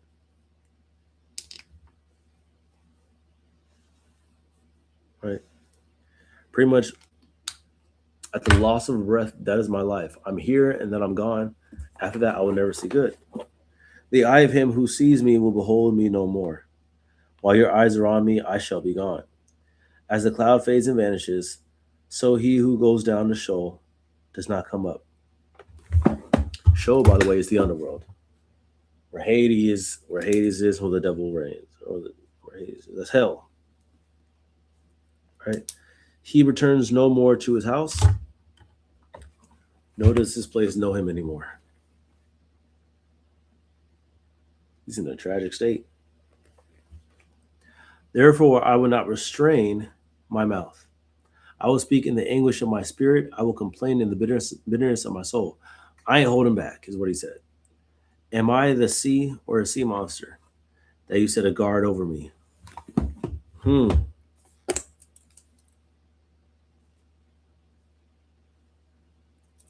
When I say my bed will comfort me, my couch will ease my complaint, then you scare me with dreams and terrify me with visions, so that I would choose strangling and death rather than my bones. As I said earlier, I'm telling you, wisdom be speaking to me sometimes when I be reading this stuff. You know what I'm saying? Wisdom be speaking to me. Sometimes I'll speak on something that I get from a word, and then it comes later in the text itself. So, like I said earlier, when I mentioned that Job wasn't feeling suicidal and seeking death until Eliphaz spoke to me. And as he just said, I said, my bed will be my comfort, and my couch will ease my pain. Pretty much saying, rest will comfort me. All I needed was rest. But then what you did, you came and you spoke all these visions and dreams and things to me. Now I want to die. Right? I loathe my life. I would not live forever. Leave me today, for my days are a breath. Right? Job was fine with rest. With rest being healing to him. Right? Until Eliphaz spoke his words.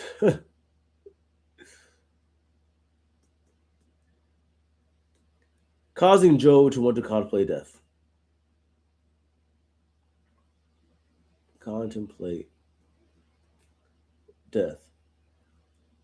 Now, like, it was good that they didn't speak to each other for a week, but then he spoke, and like it's almost like the whole week of not saying nothing pretty much meant nothing, because now you still cause him further to want to kill himself. Not kill himself, but just want to die.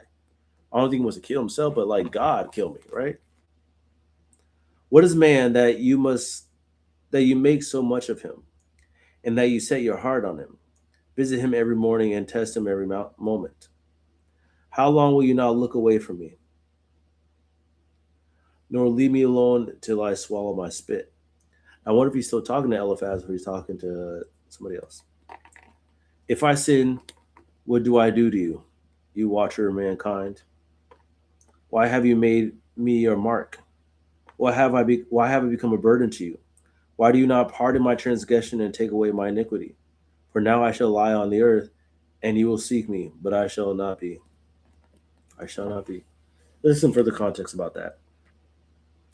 Verse 11. In the initial response to each friend, Job primarily addresses his friends before turning to offer further lament and complaint to God. So I'm guessing that's what this last bit I feel like is towards God, but they're going to explain in a second. The three parallel statements of the verse I will mark the transition from Job's response to Eliphaz to response to God. Okay.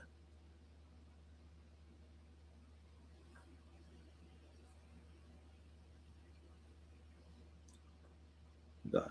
The transition is also represented from the change in reference to God from the third person to the second, he to you. Okay. Similar statements mark the major transition in Job's initial response to Bildad.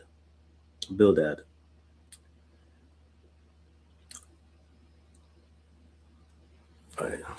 So he says this up to God. Verse 12. Job asks whether God considers him to be something as large or powerful as the sea or a sea monster, because he feels his suffering is disproportionate to the weight of his being.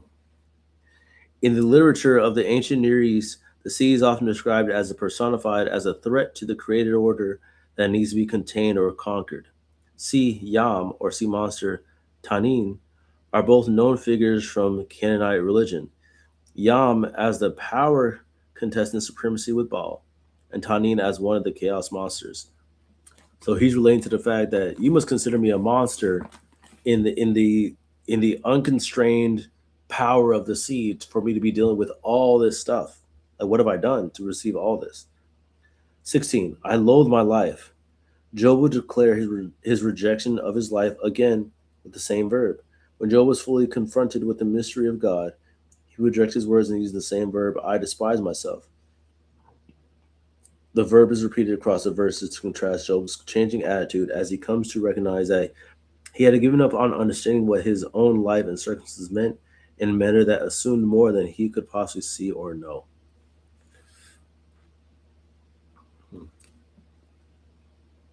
17 and 18, the opening line, what is man that you wake me so much of him? That you make so much of him? Echoes the thought of Psalms 8:4.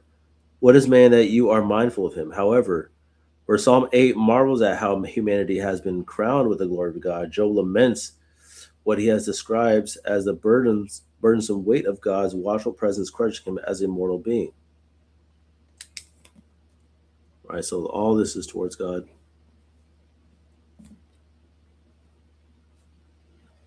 Job towards.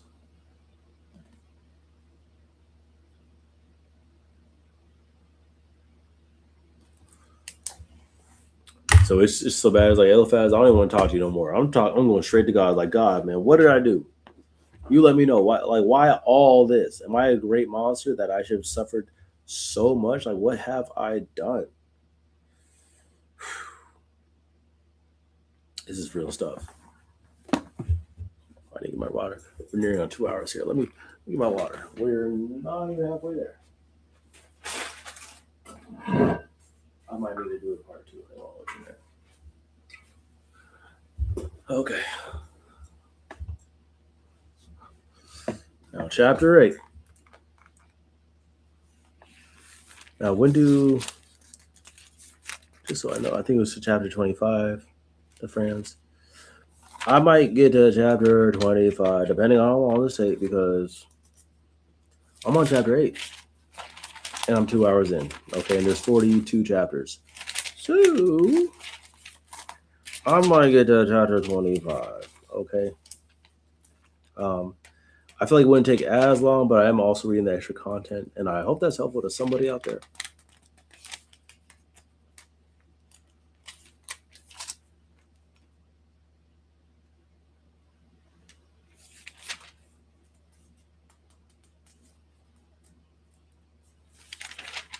All right, we shall see.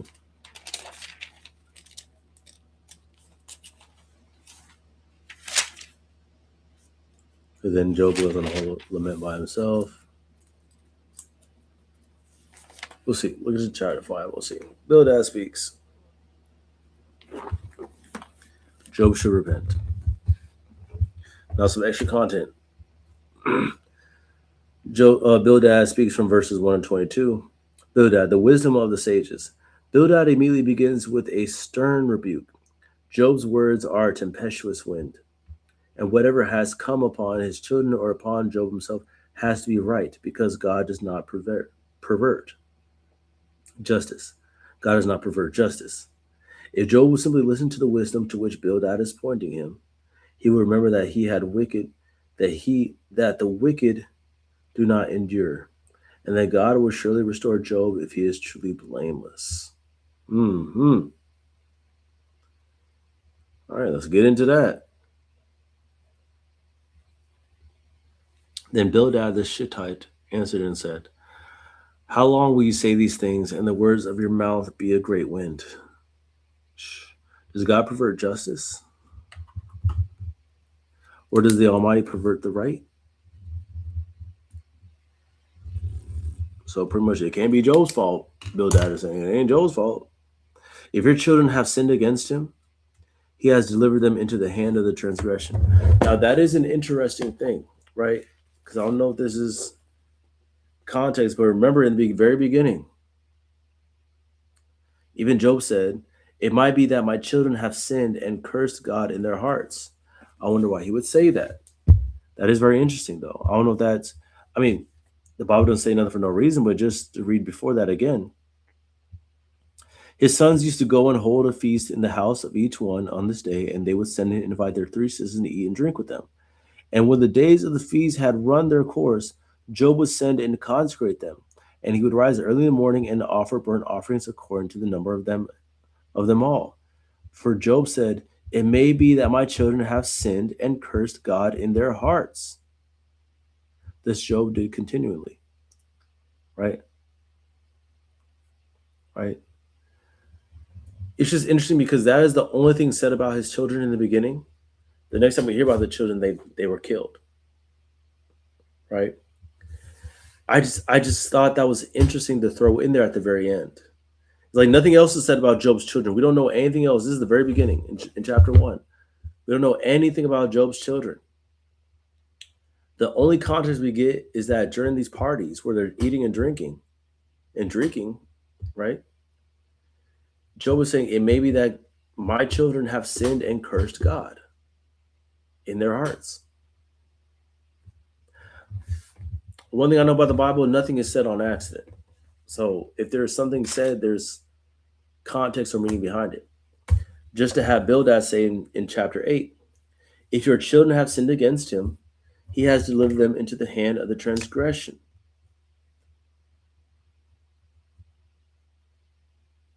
Right? And I don't know if that's a callback to chapter 1, but I'm going to put that down as a possible callback to chapter 1. What verse is that? Verse 4? Verse 5? Chapter 1, verse 5. I don't know.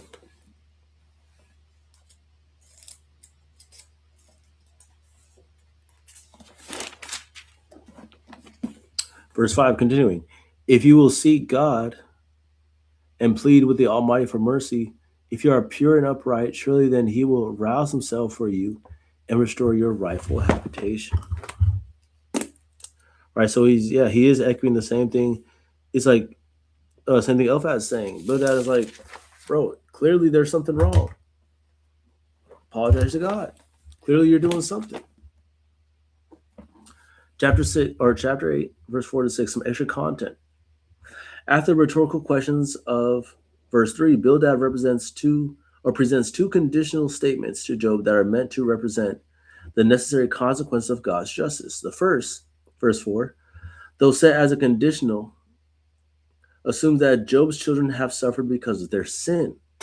The second is then meant to call Job to remember that if he will repent and if he is blameless, then God will spare him from the end of that from the end that his children have suffered.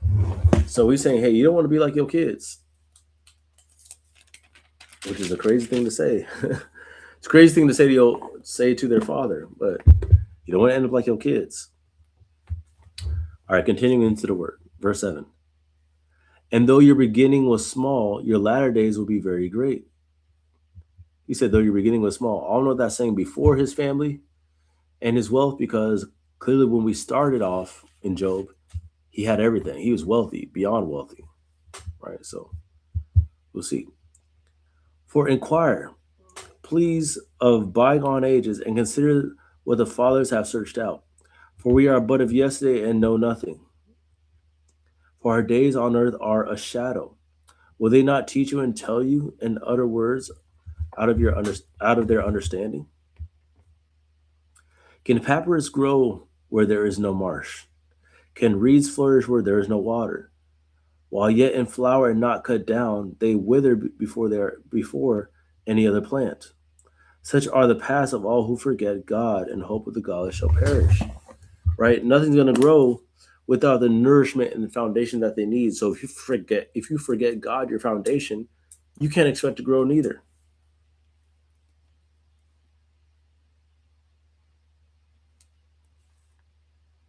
Right? Such are the paths of all who forget God. The hope of the godless shall perish. Right? His confidence is severed, and his trust is a spider's web. He leans against his house, but it does not stand. He lays hold of it, but it does not endure. He is a lush plant before the sun, and his shoots spread over his garden. His roots entwine the stone heap. He looks upon the house of stones. If he is destroyed from his place, then it will deny him, saying, I have never seen you. Same words that Jesus is going to say to believers or non-believers, those who say they are Christian, but they haven't fully committed to Jesus. He's going to say the same thing.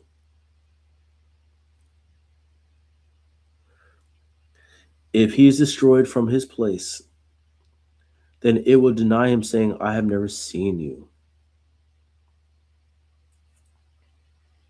Behold, this is the joy of his way, and out of the soil others will spring. Behold, God will not reject a blameless man, nor take the hand of evildoers. He will yet fill your mouth with laughter, and your lips with shouting. Those who hate you will be clothed with shame, and the tent of the wicked will be no more. God will not reject the blameless man. Right? Though God has called Job blameless.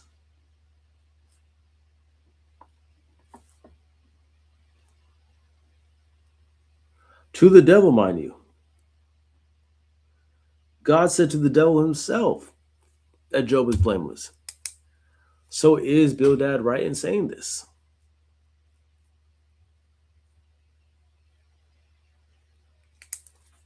So Bildad is implying that Job's foundation is weak / full of sin, right? You've lost everything because there's something within you, within your foundation. You've rejected God, right? Such are the paths of all who forget God, right? And Ilpaz kind of said the same thing when it came to the whole lion analogy of the lion not testing his strength. These two friends are pretty much saying, look, you lived in such luxury in your life. You've had all these things that you yourself have forgotten God. Maybe that's what it is. Maybe you've forgotten God, right? You haven't been battle tested, and you made yourself weak enough for enemies to come and attack you. You've had all this wealth, and you've neglected God. You've neglected your faith. You have done something wrong. It must be you. And Job was like, I haven't done any of these things. But his friends are saying that's clearly what it seemed like what has happened. That's what they're assuming, right? Now, for the context in this, real quick, I'll try to read fast because I am 2 hours in. Chapter 8, verse 8 to 10. If Eliphaz based his counsel on the night vision, here Bildad appeals instead to the tradition of the fathers. 11 to 19 verses. Typical wisdom literature, Bildad uses an analogy from nature to illustrate his point regarding the vulnerability of the wicked. Papyrus and reeds grow quickly in the wetlands of the height to a height of 15 feet or more, but are also the most vulnerable of plants, depending on a constant supply of water. Other plants are deeply rooted in rocky soil, but they can be uprooted, leaving no trace of their presence. The way the wicked's path is precarious and futile. Comparing him to these plants.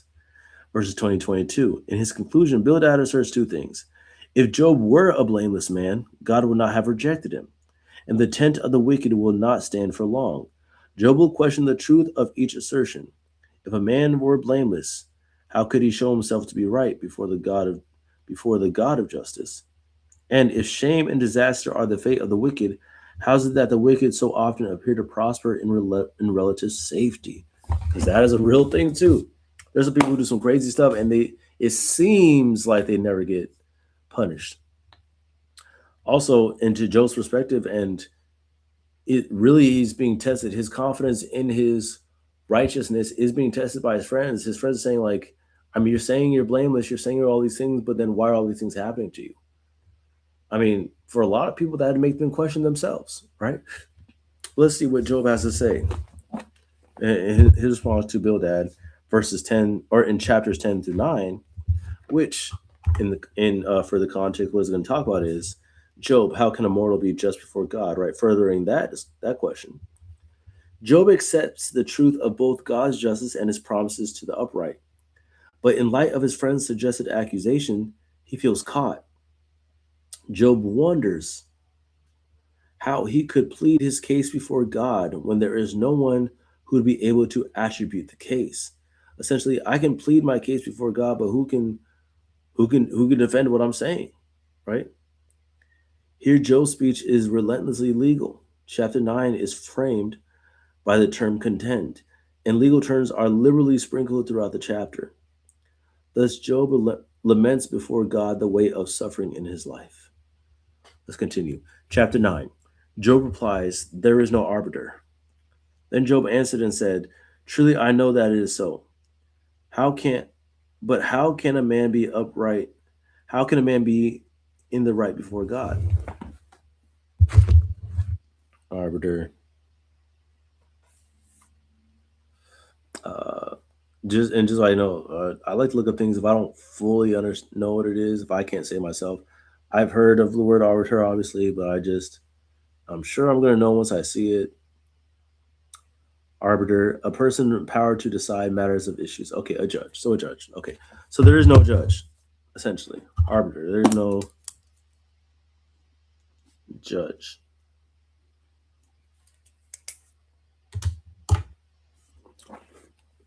Right. Continuing, verse 3. If one wished to contend with him, one could not answer him once in 1,000 times. Right.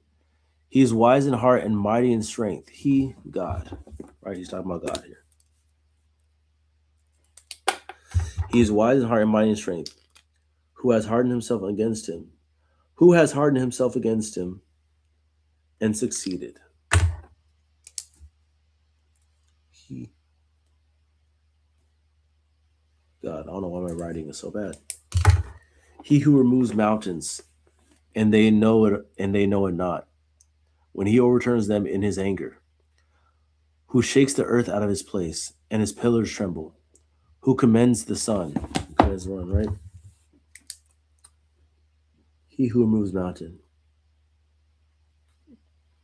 who shakes the earth, who commands the sun, and it does not rise, who seals up the stars, who alone stretched out of the heavens and trampled the waves of the sea,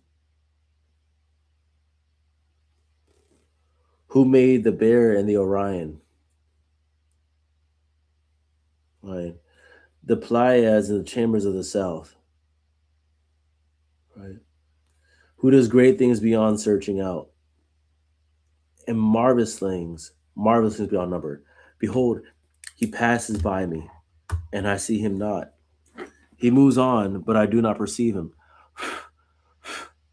Behold, he snatches away. Who can turn him back? Who will say to him, what are you doing? Essentially, who can question God?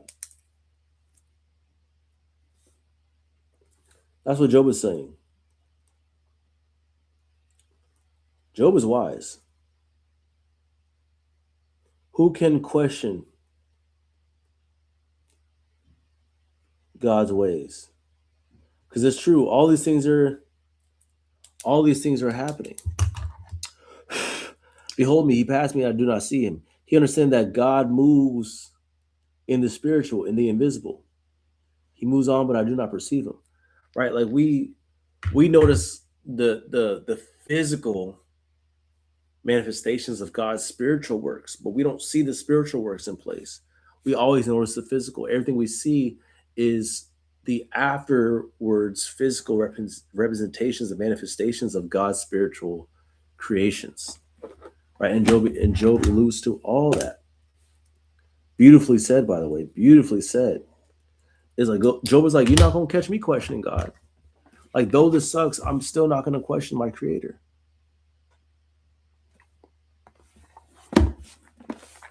Oh, I moved this out of place. This should be in Romans. Sorry, y'all. Though I'm reading out of here, I'm actually still personally in Romans. I think I'm here. Romans. Okay. Continuing. God will not turn back his anger beneath him, but bow to the helpers of Rahab. How then can I answer him, choosing my words with him? Choosing my words with him, right? Though I am in the right, I cannot answer him. I must appeal for mercy to my accuser. If I summoned him and he answered me, I would not believe that he was listening to my voice, right?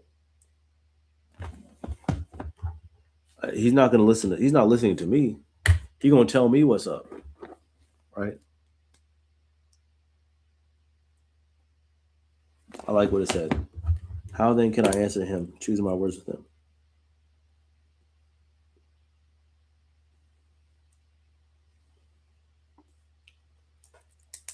Honestly, like, how can I talk crazy to God? What? If I summoned him, he answered me. I would not believe that he was listening to my voice. For he crushes me with a tempest and multiplies my wounds without cause.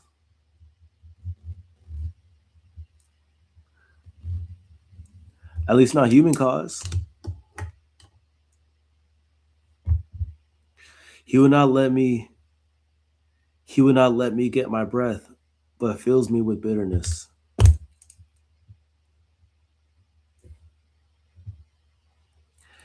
If it is a conscience of strength, behold, he is mighty. If it is a matter of justice, who can summon him? Like who gonna judge God? So it's like that's what, and maybe that's not what Bildad is saying, but Job is kind of implying that. It's like I y'all want me to agree to something that I did not do.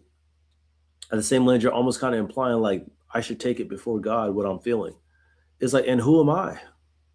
Like what I'm about to be like, hey God, this what you did, and God, you blah blah whoop de whoop. Like Job's like, I'm no fool.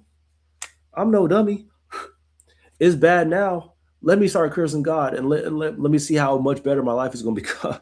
Let me see, like, this is me living uprighteously and these things have happened to me. Let me start cursing God. Let me see what's going to happen after that. Right? That's crazy. Though I am in the right, my own mouth would condemn me. That's what I'm talking about. Though I am blameless, he would prove me perverse. I am blameless. I regard not myself. I loathe my life.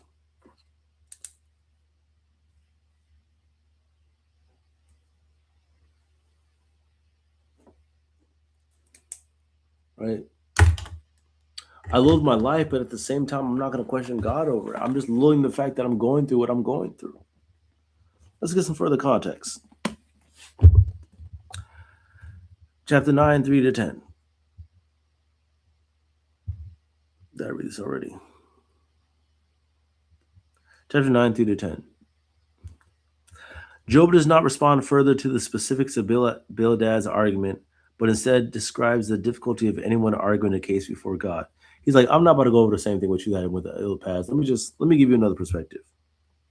Given his power and strength, the form of the Hebrew verse is significant. It is the participle hymn. The name of such poems derives from the Hebrew verb form used in verses 5 through 10. They typically offer praise to God for his mighty acts in creation. Here, however, like the inversion of Psalms 8 and Job 7 and 11, Job uses the form to declare that he perceives as God's uncreated power. Verse 10 of chapter 9 repeats yet another line from Eliphaz, but Job uses it to reinforce the seeming futility of attempting to contend with God. Like, I'm not about to be one to do that. Y'all can try it. How can I contend with him? He removes the mountains. He shakes the earth. He commends the sun. He wrangles up the stars. He stretches out the heavens. Like, what am I going to do against this man? Or this being, this spiritual being, like the creator of the universe? Like, what? Like, I'm a human flesh, man. What am I going to do about it? Verses 9 and 13. Rahab, like Leviathan, is the name of a beast from the midst of the non-Israelite peoples. Here the name seems to represent specifically the forces of chaos. Earlier, Job had asked that those ready to demolish Leviathan would remove this day from the universe. Only God is able to vanquish his powers. As Job here confesses, Job cannot hope to contest God. However, just Job may judge his case to be. I didn't know about that Rahab, verse 13. About the helpers of Rahab. Okay. 15. Though I am in the right, I cannot answer him. Job states here, and again in verses 20, his contention that his friends have applied their theology to him and his circumstances in a way that traps him. Job's friends have argued that God is just, that he does not reject the blameless, and that Job's circumstances indicate he is hiding something for which he ought to repent. Job agrees that God is just, but feels there is no room for him to make the case that he's innocent of what his friends presume. To make the case that he's innocent. Pretty much saying, like, I don't care what I say to my friends, they're going to believe that I did something wrong. And it is a kind of tricky place because, like, based off our understanding of God, if something like this is happening to us, it's due to something that we did. That's generally what we see. But in Job's eyes, he's like, I don't know. I know I haven't done anything wrong. And Job feels that. The Holy Spirit is also telling him that God is telling the devil himself, and God knows that he's blameless. So clearly there's something else outside of it. And Job is more than likely getting that from the Holy Spirit, right? But his friends are not receiving that. They're just basing what's happening. They're making an assumption based off what they're seeing. And understandably so, right? I don't imagine that their friends know every waking detail of Job's life. Like, this is just what they can assume, right? Again, we have to understand that his friends are trying to speak from a place of love, right? They're doing their best. 20, verse 20. The form of the verb translated would prove me perverse makes it possible for the subject to be either he, referring to God, or it, referring to Job's mouth. For either possibility, the point is the same. If his mouth would prove him to be in the wrong, it is because Job thinks that God would find his words wanting. When Job says, I am blameless, he unknowingly echoes God's description of him in the prologue. Right. Exactly. So even like Job understands he's blameless. Verse 21. I regard not myself. Job seems to be saying that he does not care whether he lives or dies. He's prepared to risk his life to find justice. It's like Job is like, if death is what I deserve, give it to me. You hear me? Continuing with Job. It is all one, therefore I say. He destroys both the blameless and the wicked. When disasters bring sudden death, he mocks at the calamity of the innocent. The earth is given into the hand of the wicked. He destroys both the blameless. None are safe. The earth is given into the hand of the wicked. He covers the faces of the judges.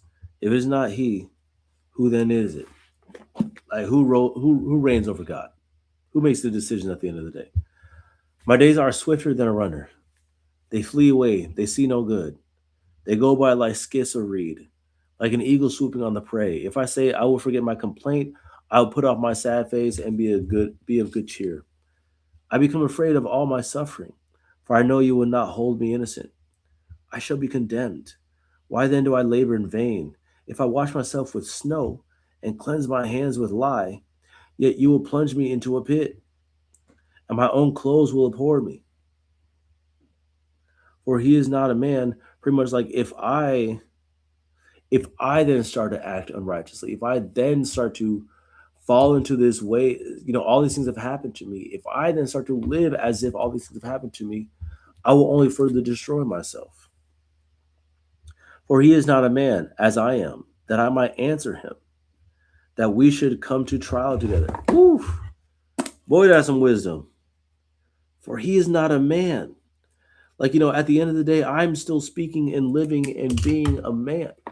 God ain't a man that I should try to come to trials together as if I'm on equal footing with him. There is no arbiter, there's no judge between us. Who might lay his hand on us both? Let him take his rod away from me, and let not dread of him terrify me. Then I would speak without fear of him, for I am not so in myself. Job only knows the only way I'm going to speak to him is if I have a feeling that God will cast his rod away from me. Which Job I'm sure is saying that in a sarcastic way because he knows that ain't going to happen.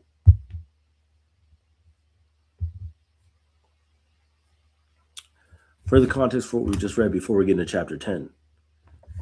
25 to 24. While Job's friends have assumed that his suffering is evidence of some hidden wickedness, Job argues that from what is observable, both the blameless and the wicked are destroyed, fall prey to disaster, and suffer from the perversion of justice, and that all these things are governed ultimately by God. If it is not he, then who then is it? 32 to 35 verses. When Job says there is no arbiter, in verse 33, or wishes that there were one, his words are partially an indictment against his friends, who had not served him well as comforters while upholding both the character of God and the integrity of Job. In light of his friend's failure, Job longs for someone who could hear his case impartially and for the removal of the threat of further suffering so that he could speak freely. I feel for Job. Is my light on? Oh, no. I feel for Job. I feel for him truly.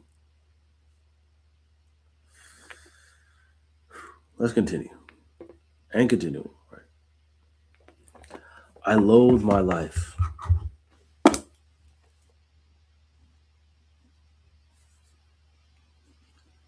Job says again.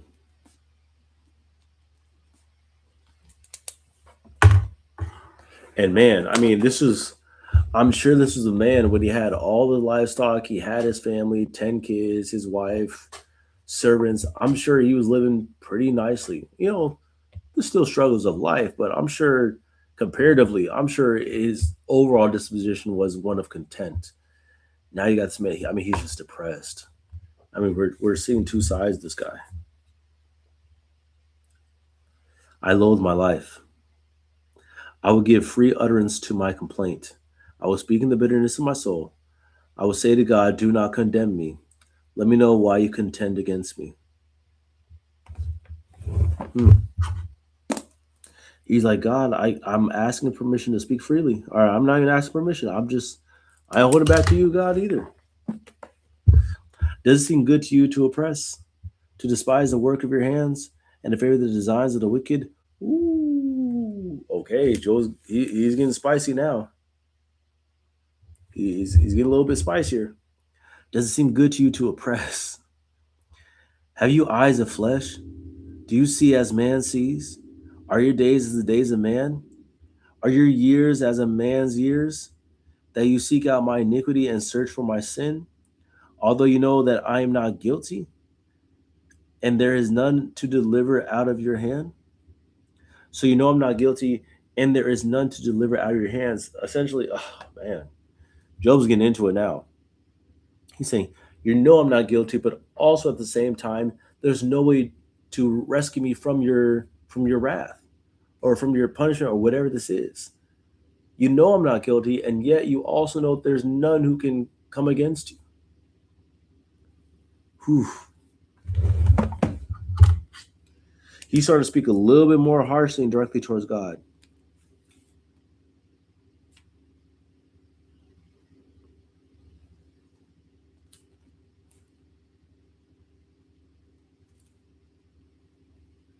More direct.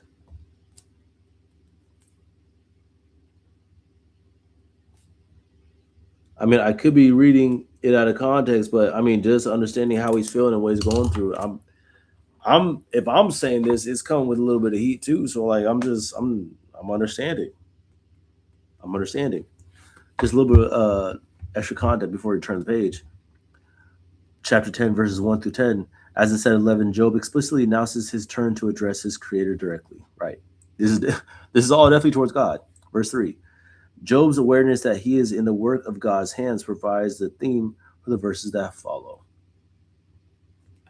Right. Okay, now continue with verse 8. Your hands fashioned and made me, and now you have destroyed me altogether. Woo. Like you made me. At the same time, you destroyed me. Remember that you have made me like clay, and will you return me to the dust? Did you not pour out of me like milk and curdle me like cheese? You clothed me with skin and flesh, and knit me together with bones and sinews. You have granted my life and steadfast love. You've granted me life and steadfast love, and your care has preserved my spirit. Yet I already knew the but was coming. I was like, yet or but, yet these things you hid in my heart. I know that this was your purpose. Yet these things you sin in my heart. I know that this was your purpose. If I sin, you watch me, and do not acquit me of my iniquity. If I am guilty, woe to me. If I am in the right, I cannot lift up my head. For I am filled with disgrace, and I look on my affliction. He said, like, if I am in the right, I am filled with disgrace with what I am going through. And were my head lifted up, you would hunt me like a lion, and again work wonders against me. He's like, he feels like he's in a rock in a tough place, between a rock and a stuck between a rock and a hard place. That's what it is. Like, I know I'm not wrong, but if I were to lift my head up against you, you would hunt me down. You renew your witness against me and increase your vexation toward me. You bring fresh troops against me. It's like, bro, you're going to war towards me. Like what? Like bro, make it make sense. And I think the powerful thing about Job, just not to cut in the middle real quickly, but the powerful thing about Job right now, and what all is lamenting, these are things that people say all the time to God. Um, I said earlier that I don't necessarily question God, but I have in passing. But usually, right after, I go back to think about maybe it's something that I'm doing. But I've had to give my why to God, like, why am I going through all this? Why this? Like, why? Like, what have I done? And if I done something wrong, let me know. Now, I definitely do come from a place of like, if I've done something wrong, which I probably have, let me know.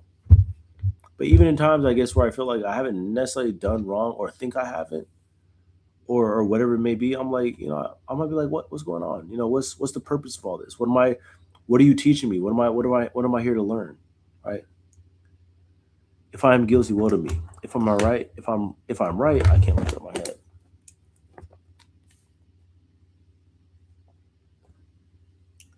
For I am filled with disgrace, and look at my affliction.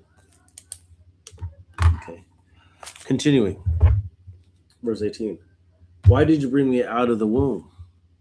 Would that I had died before my eye had seen me? Would that I had died before any eye had seen me, and were as though I had not been carried from the womb to the grave? Are not my days few? Then seize and leave me alone, that I may find a little cheer before I go, and shall not return to the land of darkness and deep shallow, or to Sheol, it's called. The land of gloom, like thick darkness, like deep shadow without any order, where light is a thick darkness.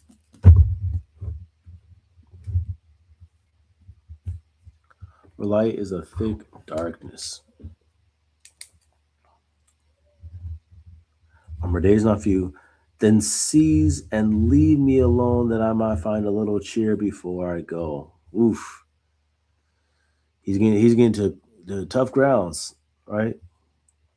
Again, he's bringing up these words like darkness, deep shadow, gloom, thick darkness, deep shadow without order, where light is a thick darkness. Leave me in a place like this. All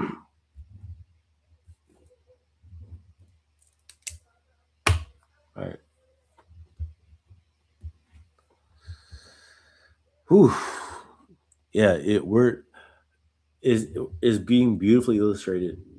You're feeling the weight, the thicker and thicker and heavier weight of Job's sorrow.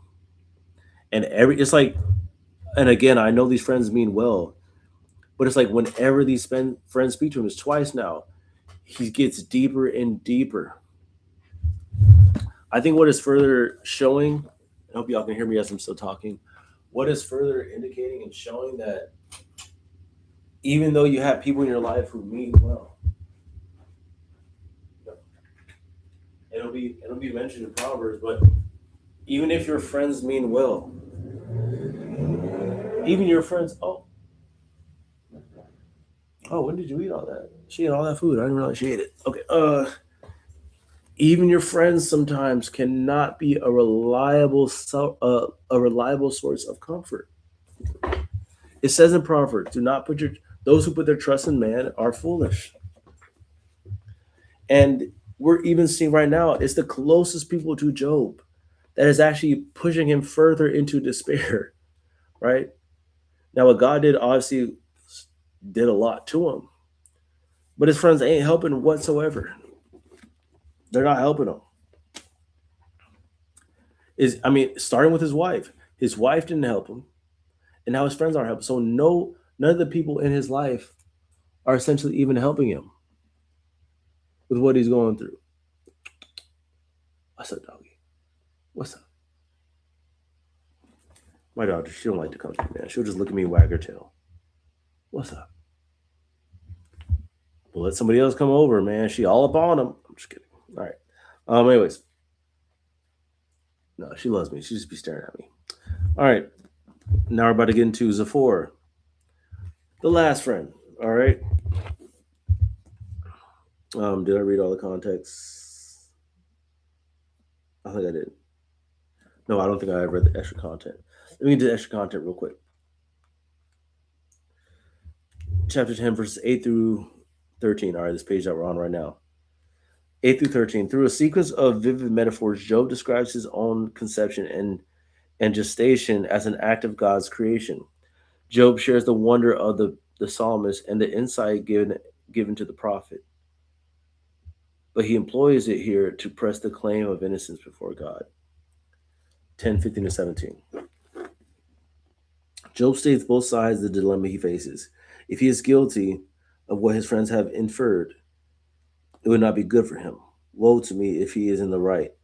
He feels he has no strength to walk upright because of the weight of his suffering, the threat of further infliction. Right? I can't walk upright because I don't know. I would feel more, I guess, or go through more. 18 through 19. Why did you bring me out of the womb? Job caps the argument begun in verse 3 and returns to his earlier sentiments. He should have been stillborn. If he had to be born, he should have been left alone and allowed to die in peace. Why should God make so much of humans that he would continually watch over them in such misery? Right. One more. 21 to 22. The repetition of the terms darkness and shadow, right, and the adjectives used to modify them, thick, deep. In Job's description of death, underscore his plea for a reprieve from suffering while he still has days left in the light of light, right? Because he did the same thing earlier, right?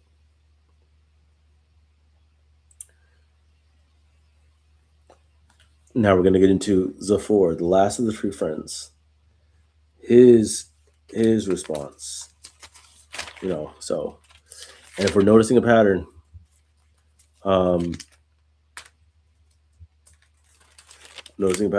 if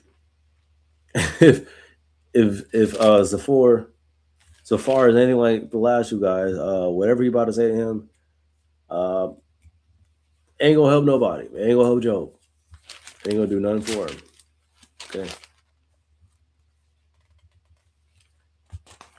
And honestly, being 2 hours and 30 minutes into it, I thought I was gonna go to 25, right? Man, it's just like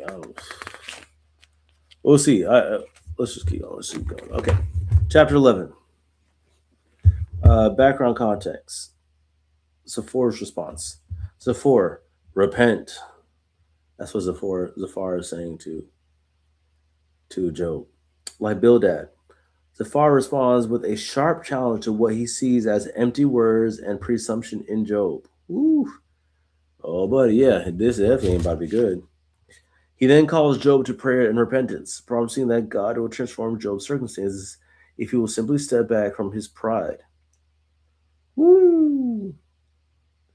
I'm just noticing, are any of these friends asking any questions? They're coming out right at the gate and just professing or just giving out prescriptions of what Job should do.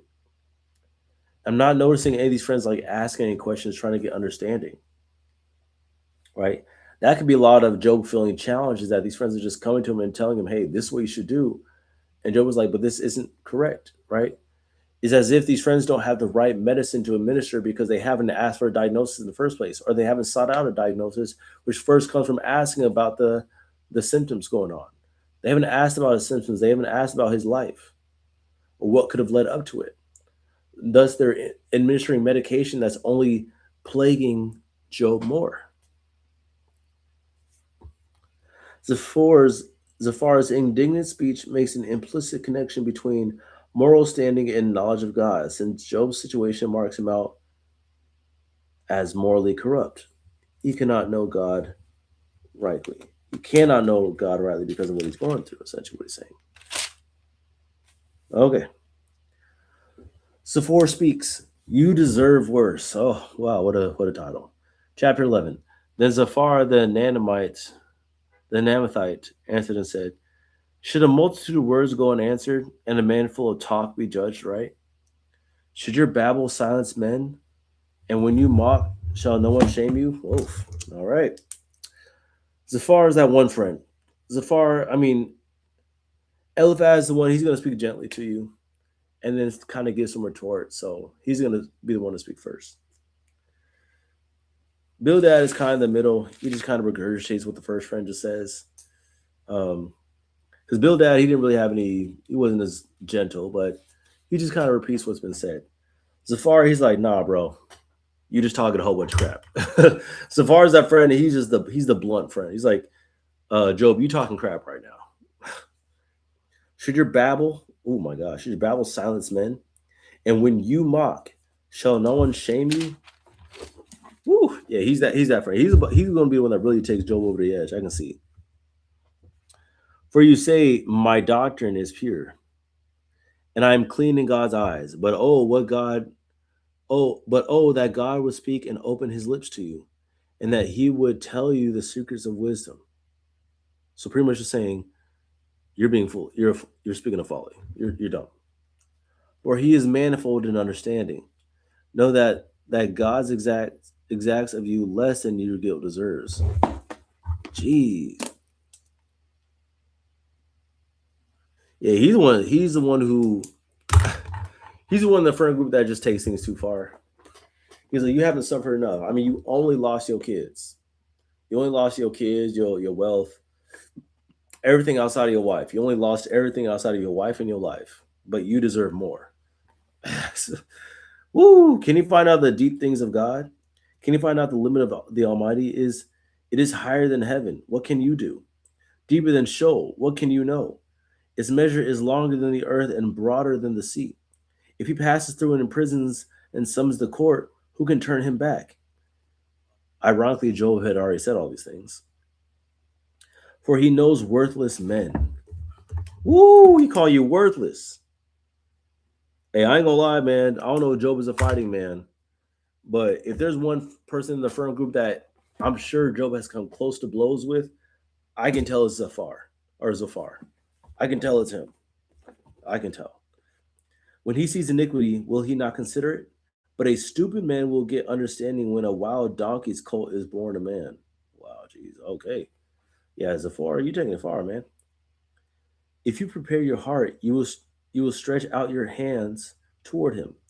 If iniquity is in your hand, put it far away, and let not injustice dwell in your tents. Surely then you will lift up your face without blemish, and you will be secure and will not fear. You will forget your misery, and you will remember it is as waters that have passed away. And your life will be brighter than the noonday. Its darkness will be like morning, and you will feel secure because there is hope. And you will look around and take your rest in security. You will lie down, and none will make you afraid. Many will court your favor. But the eyes of the wicked will fall, and all that escape will be lost to them. And their hope is to breathe their last. It's like, and just to put the icing on the cake, I was about to say before those last three lines, I was like, man, bro, if you would have opened up with these like out of context, if you prepare your heart from that verse all the way down to many will court your favor, I'm like, Zafar, if you would have opened up with that, great. But not only did he not open up with that, everything he just said, he's like, but anyways, if you're wicked, you're gonna fall and your life is gonna suck. So don't forget what I just said. I'm like, bro, he's that friend. I'm like, you should just out of everybody just not talk. Just don't speak. Just don't speak, bro. Just don't speak, man. Because right now, bro, jeez. If for some reason, let me get some back context. Let's get some extra content. Because that was crazy.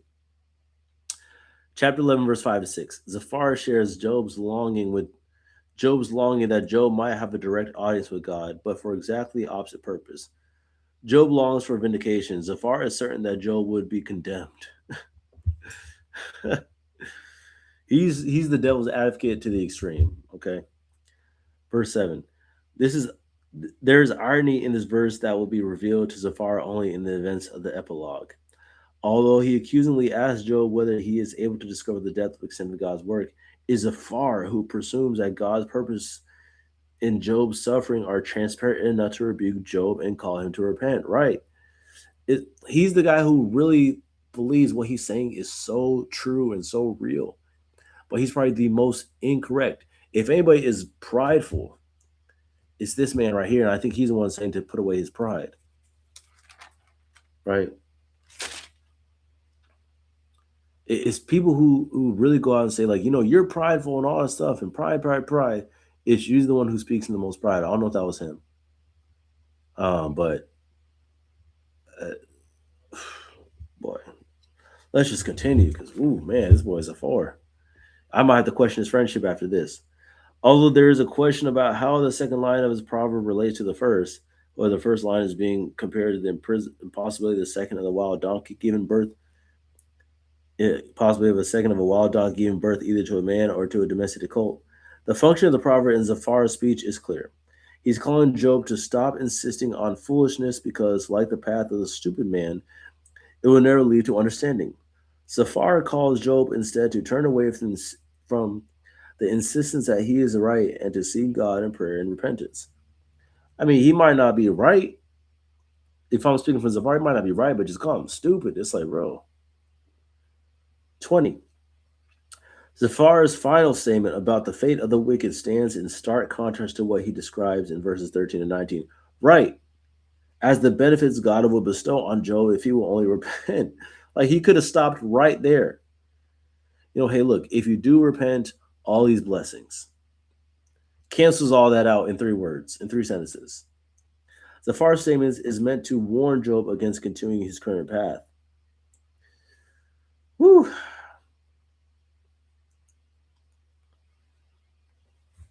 That's tough stuff. And then Job replies in the next 3 chapters.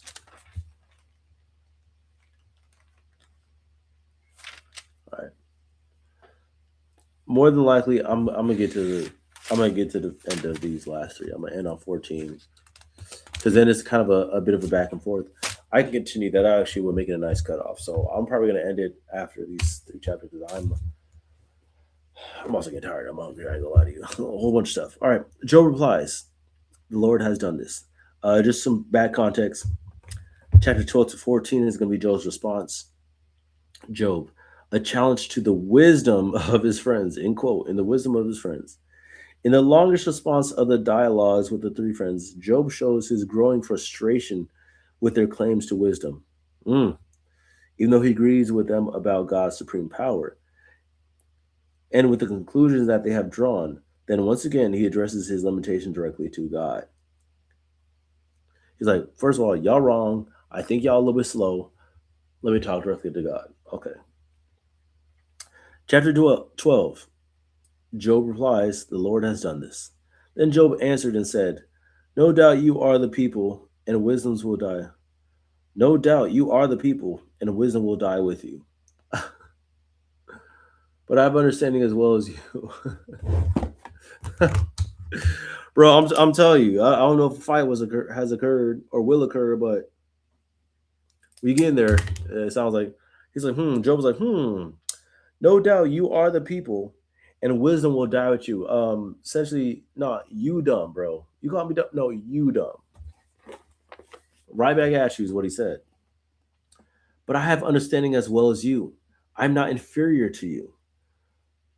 Who does not know such thing as these? I am a laughing stock to my friends. I who called to God and he answered me. A just and blameless man am a laughing stock. In the thought of one who is at ease, there is contempt for misfortune. It is ready for those who feet slip. The tents of robbers are at peace, and those who provoke God are secure, who bring their God in their hand. But ask the beasts, and they will teach you, the birds of the heavens, and they will tell you, or the bushes of the earth, and they will teach you, and the fish of the sea will declare to you. Who among all these does not know that the hand of the Lord has done this? All right. Essentially, what Job is saying, I get what y'all trying to say to go to God, but like I know God is doing all these things. If anything, y'all just might be asking the wrong questions. His friends keep telling him, go to God, repent to him. It's like, I don't need to repent to him. I'm blameless. I know God has done all these things. It wouldn't make sense for me to go to him and repent. First of all, I'm not going to repent for something I haven't done. And 2, I have no case to bring up to God because he's God. Right? In his hands is the life of every living thing and the breath of all mankind. In his hands is the life of every living thing and the breath of all mankind. Does not the ear test words and the palate taste foods? Wisdom is with the aged, and understanding in the length of days.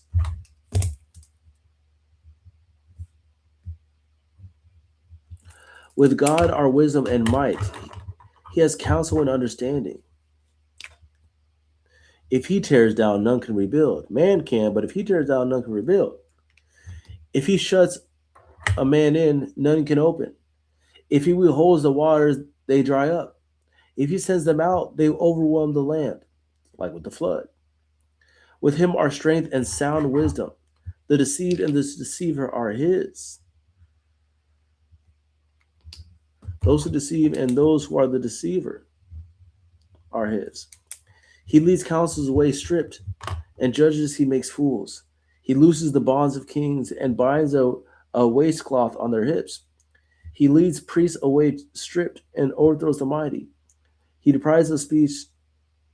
He deprives of speech those who are trusted and takes away the sermon of the elders. He's trying to tell them, like, yo, I understand God makes all things happen.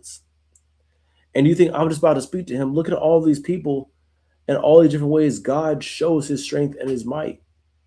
And y'all just want me to just go to him and just be like, hey, God, like, by the way, like, all this is happening to me, as if he doesn't understand. And y'all call yourself wise. I understand Job, because this would be me. I'd be like, y'all, at this point, I'd be like, y'all need to get out my face. That's what I'm saying. I'm not saying all these words. I'm like, y'all clearly not listening. I need y'all to leave. I love y'all, but I need y'all to leave. Get out my face, please. With love, but get out my face. Let me get into some further context before we turn the page. Okay. Verses 2 to 3. Chapter 12, verses 2 to 3. Job reveals his frustration through sarcasm. Yeah. And what may be a rejoinder to Jophar, so far as wish that God would tell Job the secrets of wisdom. He states, wisdom will die with you, to make the point that his friends speak as though he were alone, as he alone were wise. However, says Job, I am not inferior to you. And he sets out to illustrate the lack of depth and breadth of their approach. Verses 4 to 6. Job reproves his friends by pointing out that their approach to wisdom seems to ignore the realities of both the suffering and the righteous, like his own, and the safety of the wicked. Furthermore, his friends have not acted as true wisdom requires, but have instead expressed contempt rather than comfort from their place of being at ease. And that's what it is. It's not comfort. They're just saying, hey, do this, do this, do that. I'm like, that's not what wisdom asks for. That's not what it requires. You guys just want me to be content with God and just go and speak to him. You say repent, but I'm trying to tell y'all, like, I don't feel like I've done anything. I'm a blameless man. I lived a good life. Right? 6. The tents of robbers are at peace.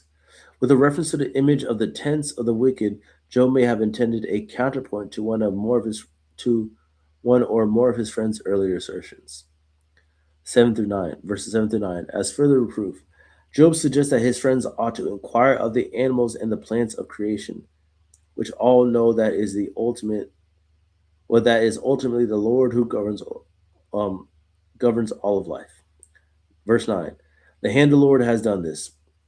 This line is the only occurrence of the name of God, Hebrew for Yahweh, in Job outside the prologue and chapters 38 to 42, and is identical to the line of the book of Isaiah. Verses 13 to 25. In this section, Job asserts that the scope of God's providential governing of the world is much more extensive than what his friends assume to be their responses. Again, as in chapters 9 through to 10, Job employs the distinctive form of the participle him in an ironic fashion. Here Job asserts God's sovereign control over nature and his destructive powers before employing the participle form to survey God's supreme prerogative over human rulers. 17 through 21. The whole of social order and any sphere of leadership within it are subject to God and his purposes. Counselors, judges, kings, priests, advisors, elders, princes, and soldiers. All these figures of essentially status and whatnot, more so than not. 18. He loosens the bonds of kings, i.e., kings loose their thrones. The bond may be thought of as the royal sash or belt, which is replaced by that of an ordinary robe. This is a little duke out right now. Continuing, he pours content on princes and looses the belt of the strong. He uncovers the depths of the darkness and brings deep darkness to light. He makes nations great and destroys them. That's a good one. He makes nations great and destroys them. He enlarges nations and leads them away. He takes away understanding from the chiefs of the people of the earth and makes them wander in the trackless waste. They grope in the dark without light, and he makes them stagger like a drunken man. Let's get that. He pours content on princes and makes them wander in the trackless waste. Verses 21 through 24. These are identical to the two lines of Psalms 107:40. The psalm speaks of judgment against oppressive rulers. In Job, these phrases serve as a part of the description of God's sovereign governing over all social order. Loosens the belt is a common metaphor for disarming a soldier. Verse 23. He enlarges nations. This may have the negative sense of disperse or scatter, making the second line antithetical to the first. Sometimes God makes nations great and then destroys them, while other times he first scatters a nation and then gives it peace or leads it in an orderly way. Chapter 13. Job continues, still I will hope in God. Still praying for God. Verse 3 to 19. Before he turns to God lament, Job argues that his friends have both misdiagnosed him. That's what I'm talking about. They pre-prescribed him without knowing what his diagnosis was. That's what I'm saying. They misdiagnosed him. He calls his friend worthless physicians and misrepresented God. That's what I was saying. Bro, and that's what I'm telling you. Spirit made me talk to me. That's what I was talking about. They're acting like doctors who are bad doctors. Like you go to doctor's office and the doctor's like, hey, this is the medicine that you need. It's like, but you haven't asked me what my symptoms are. You haven't asked what I'm going through, what my afflictions are, nothing. Y'all just assuming stuff. Chapter 13, verse 1. Behold, my eye has seen all this. My ear has heard and understood it. Well, you know, I also know. I am not inferior to you. Again, it's like what y'all are saying. I understand what y'all are talking about. I am not inferior to you. But I would speak to the Almighty, and I desire to argue my case with God. As for you, you whitewash with lies. Worthless physicians are you all. Tough.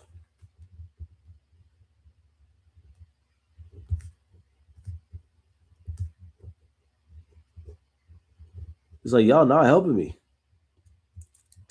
Oh, that you would keep silent, and it would be your wisdom. He's like, hey, honestly, if y'all just stop talking, y'all just shut up, y'all would say a lot more wise things. Hear now my argument, and listen to the pleadings of my lips. Will you speak falsely for God and speak deceitfully for him? Will you show partiality toward him? Will you plead the case for God? Will it be well with you when he searches you out? Or can you deceive him, or as one deceives a man? He will surely rebuke you if in secret you show partiality. Hey, Job talking his mess now. He's like, you know what? Y'all talked a lot. Now my turn. Now I'm about to give y'all some heat. Now I'm coming for y'all throats. Will not his majesty terrify you and the dread of him fall upon you? Your maxims are proverbs of ashes. Your defenses are defenses of clay. Sheesh. Let him know, Job. Let me have silence and I will speak, and let come on me what may.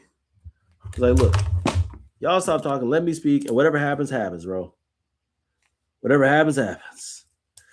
Why should I take any flesh in my teeth and put my life in my hand? Though he slay me, I will hope in him. Yet I will argue my ways to his face. Like essentially, like he's like, man, if I'm gonna speak to anybody right now, I need to speak directly to God. I still have hope in him, but let me just speak to him and tell him what's going on. I don't need to repent, but I want to know what's going on. So I feel like I'm righteous. This will be my salvation, that the godless shall not come before him. That the godless shall not become from him. I ain't godless, as y'all trying to say. Keep listening to my words and let my declaration be in your ears. Behold, I have prepared my case. I know that I shall be in the right. Who is there who will contend with me? For then I will be silent and die. Only grant me two things. Then I will not hide myself from your face. Withdraw your hand far from me, and let not dread of you terrify me. Then call and answer. I think he's talking to God right here. Right.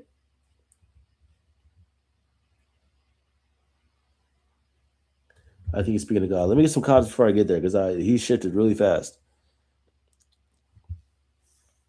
Going back to 13, read that. Okay, chapter 13, verse 4, extra content. You whitewash with lies. The image of applying whitewash is not itself negative, but refers to the process of repairing something that is cracked or broken by smearing it with material that would both bond the pieces and seal the cracks. Job's contention with his friends is that they have sought to whitewash the situation with what they ought to know is not true about either Job or God. Like you're trying to make this better, but you're speaking falsely, so you're not really doing much better. 6 to 10, verses 6 to 10. Job uses law and present court language to make his case. He's stating his arguments. His friends are denigrating Job in their arguments and showing favoritism to his divine opponent in making their case for him. In the end, God does rebuke his friends, exactly as Job has warned, and we're going to get there at the very end, which we're going to get there probably either tomorrow or another day. Verse 11. Will not his majesty terrify you? Job questioned whether his friends have taken seriously the glory and power of God and how easily and lightly they have spoken on his behalf.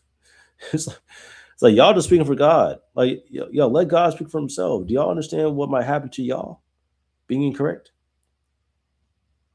In the later response, Job speaks of his own fear at the thought of facing the majesty of God. 15. Job was aware of the force of his own argument in chapter 12, 17 to 25, yet cannot avoid taking the risk that God will slay him. I will hope in him. Hope is to wait for something. Waiting may or may not be patient, and it may or may not be with positive expectation. Job is impatient and expects his life will end shortly. Job will not wait. He is willing to risk his life to make his case against God. All right, now moving on to 16. Just all the way to 28.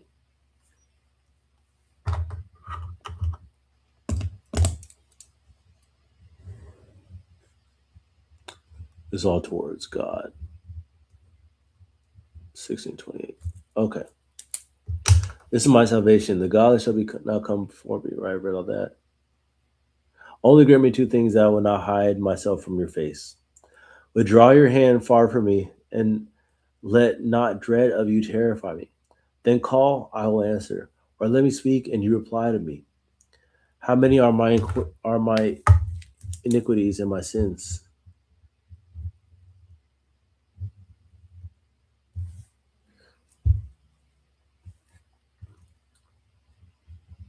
Only grant me two things. Withdraw your hand far from me. So one, withdraw your hand so I don't be scared of you. And then call and I will answer, and let me speak, or you reply to me. Let's talk. How many are my iniquities and my sins? Make me know my transgression and my sin. Why do you hide your face and count me as your enemy? Will you frighten a driven leaf and pursue dry chaff? For you write bitter things against me and make me inherit the iniquities of my youth. You put my feet in my stocks and watch on my paths. You set a limit for the soles of my feet. Men waste away like rotten thing, like a garment that is moth-eaten. I will say that's why the Bible says, "Seek ye wise counsel," an actual wise counsel, because his friends were speaking to be wise, they're further pushing Job to the depths of really speaking quite harshly towards God. As much as Job was wanting to speak to God and probably would have spoke to God in a more calmer tone, every single time his friend speaks to him, Job himself has a more aggressive tone. Like we're seeing that in the way he speaks to God. The way he started and the way he is right now, they're not the same Jobs, right? And we also notice the level of direct, blunt aggressiveness in his friends have increased too. Eliphaz was the lesser of the three. Bildad was just kind of in the middle, and Zophar was obviously just the worst, right? And Job's tone towards God has reflected that. That's why the people that you keep around you, the counsel that you keep around you, is far too important. Chapter 14 continues, but let's get some back content. 16, that's where he left off. Verse 16. The godless shall not come before him. The salvation Job hopes for is that he will yet be able to make the case for his innocence before God. He anticipates that God will yet be his redeemer. Verse 20. Only grant me two things. Job abruptly shifts from warning his friends to pleading his case with God. Oh, 20 was towards God.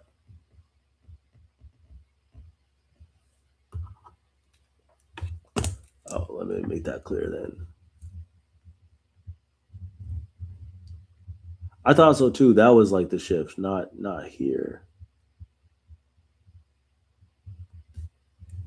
but down here. Okay, cool. All the stuff stood towards his friends. Okay. 26. You write bitter things towards me. Job's referring to God's accusations against him, not to an indictment to punish him with suffering. 27. He set a limit for the soles of my feet. The metaphor refers to either to confinement, set a limit for, or to the tracing of movement, marked. See. Both concepts are present. Job's feet are the stalks, and God watches everywhere he goes. Both cannot be true at the same time, but both express God's vigilant pursuit of Job. All right, in sections chapter 13:28 to chapter 14:22, in this section of lament before God, Job moves from referring primarily to his own situation to focus on the nature of life for any mortal. Now he's just talking broadly now. Job continues, death comes soon to all. Chapter 14. Man who is born of a woman is a few days and full of trouble. Man who is born of a woman is a few of days and full of trouble. You know, he's so lost right now that he feels like life is just so short and is full of nothing but trouble. He comes out like a flower and withers. He flees like a shadow and continues not.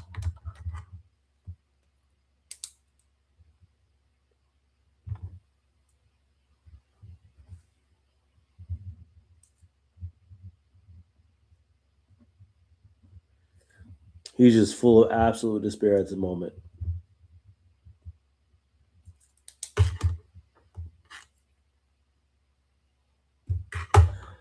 And do you open your eyes on such a one and bring me into judgment with you? Who can bring a clean thing out of an unclean? There is not one, since his days are determined, and the number of his months is with you, and you have appointed his limits that he cannot pass. Look away from him and leave him alone, that he may enjoy like a haired hand his day. The numbers of his months is with you. Pretty much his days and his months are determined by you, God.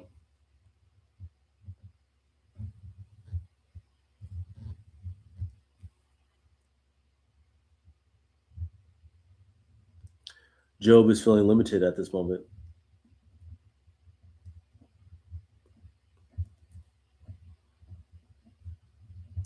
Limited. Limited and numbered in days. Some bad context before we continue. Chapter 14, verse 4. Who can bring a clean thing out of an unclean? Job describes human life as hard and short, a theme already declared to the friends in chapter 7, verse 1 through 10, and uses this question and answer to point out that no mortal is able to work outside of the limits that God has set aside, or has set.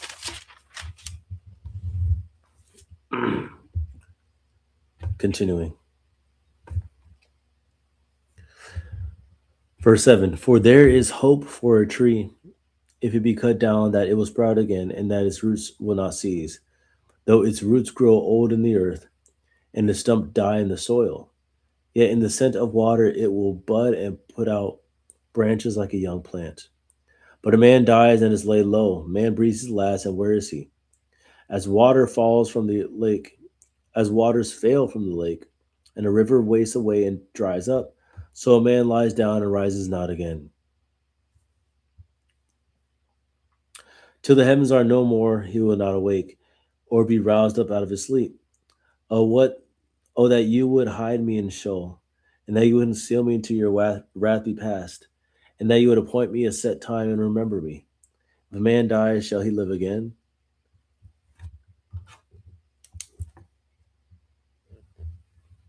All the days of my service I would wait, till my renewal should come.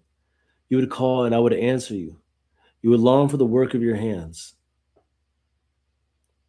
For then you would number my steps. You would not keep watch over my sin. My transgression would be sealed in a bag, and you would cover over my iniquity. But the mountains fall and crumbles away, and the rock is removed from its place, and the water wear away the stones. The torrents wash away the soil of the earth, so you destroy the hope of man.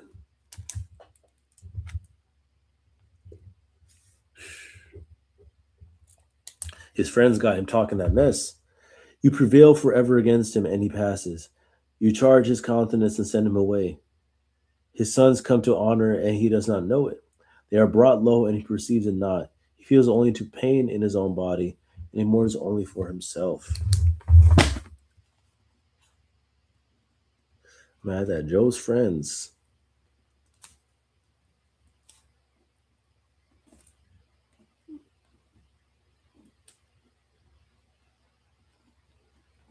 Has him talking harshly towards God. I'm telling you, that can only be coming from his friends. For the context of these last verses here, before we call it a night. Chapter 14, 7 through 14. Job laments the limits of mortality by contrasting the consequences of cutting down a tree and the death of a man. There is hope for a tree that even a root and stump decay, it may still grow again. However, when a man dies, his life on earth is finished. Thus, Job says that a tree may sprout again. He must look for renewal within the days of his life on earth. That though a tree may sprout again, he must look for renewal, a man, within the days of his life on earth. Verse 10, where is he? Since the focus of this section is mortal life, Job's question does not specifically pertain to his thoughts on life after death, which he possibly alludes to in verse 12, but to the fact that there is no chance for vindication through restored life on earth after suffering and death. Verses 15 to 22. Although Job longs for renewal in which God would secure his path and forgive his sin, he concludes that just as the elements wash away from rock and soil, so God will wear down a man over the course of his life. Woo!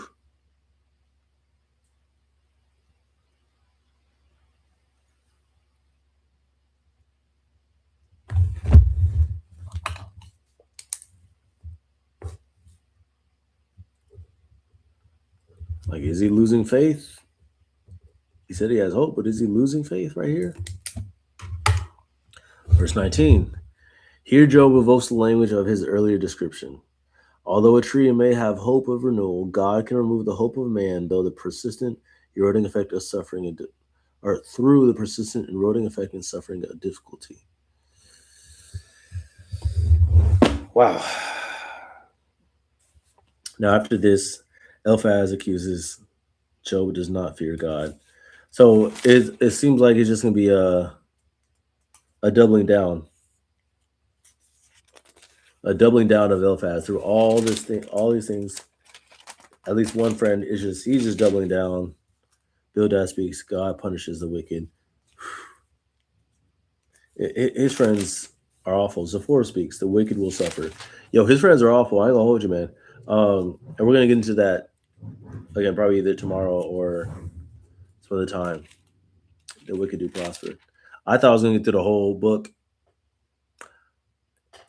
Nah, not today. Not today, because where I wanted to get to was halfway through. And I got halfway through.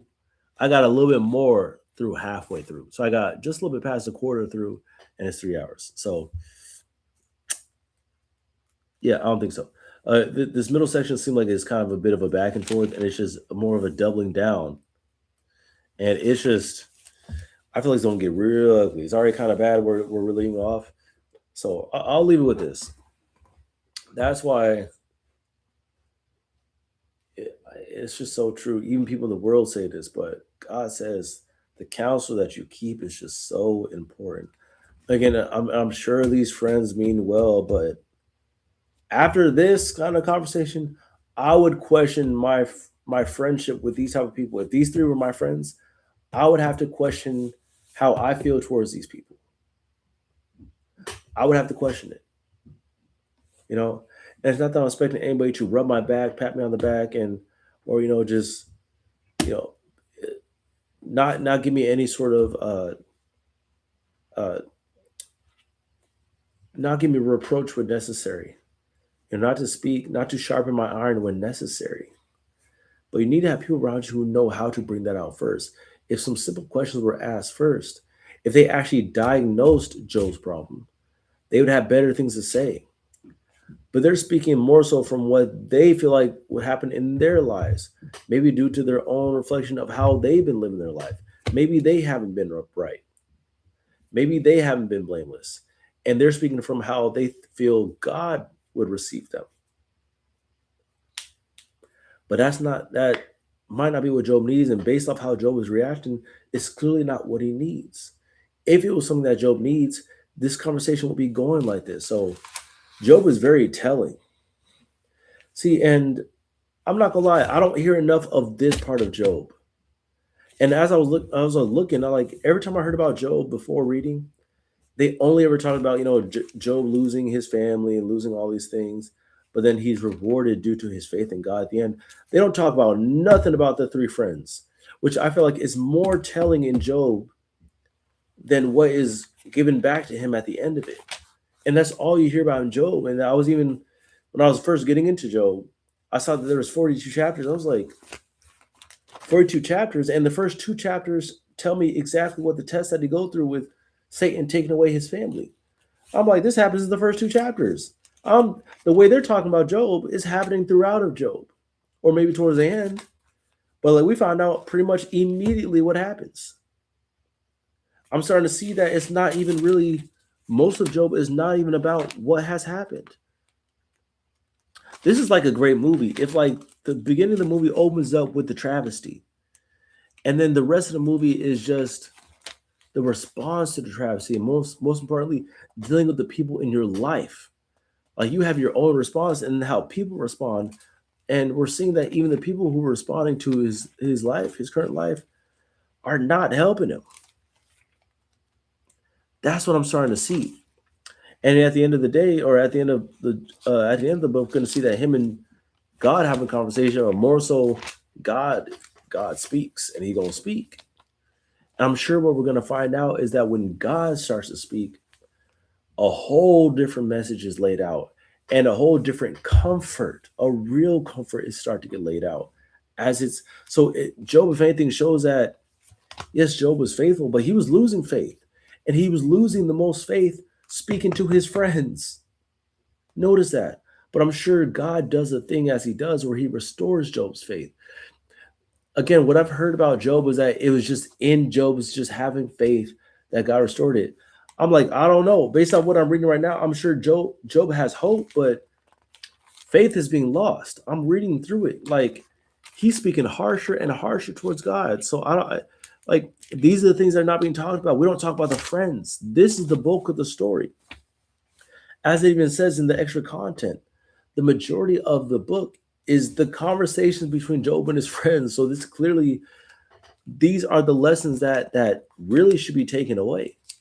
This is the crux of the information of Job, of what's going on and what should be seen. And what I'm seeing right now, that it's not that you shouldn't trust your friends, but putting your trust in your friends will cause you to it will ruin you. It can. Not that it always will, but it definitely can. Because like it started off bad, but it only got worse the more that one friend opened his mouth. and we're gonna see that continuing. They're gonna keep talking, and it doesn't seem like anybody's letting off the gas. It's like, y'all, we'll see. We'll see. But I'm gonna end it here tonight. Thank y'all for being here. About three, or I mean, ain't nobody was here, but it's okay. If anybody sees this later, all right, 3 hours and 20 some minutes later, I can imagine getting an even more in-depth book. Like this is just based off. This is 3 hours based off pretty much a conversation between friends speaking about a travesty. Obviously, in other books of the Bible, it gets more in depth, and I have done other readings, but not like a live like this. And also reading through the extra content and sitting down and reading through it. Oh man, some of these books would take multiple lives. Job itself, it seemed like getting about just a little bit past a quarter of the way. It might take 3 or 4 lives to get through, and I might try to speed up my dialogue and my reading through the friends stuff and stuff like that. But yeah. For those who ever see this, I hope it's very helpful. I'm going to do some more, and I'm going to continue because I definitely want to get this stuff out here. I want to get these stories out here, right? And these are live reactions that I'll try to do. Now, some of the books that I may cover later, I'll have read through, but I want to start with Job because Job has been speaking through me, and I myself not going through half the stuff that Job was going through, but I have been kind of going through some things and some battles, and whenever I feel like a book or a scripture is speaking to me, I go over that. That has happened plenty of times before. Or I feel like a specific part of the Bible was really speaking to me. I was seeing it, I was hearing it. Job has just kind of been circling around me. So I thought this was very important to me at the moment. I hope this helps somebody else out too. But anyways, that's my life for now. This is the Voice of Life. I'm Christoph Kennedy, and I'll see you in the next one. All right, peace.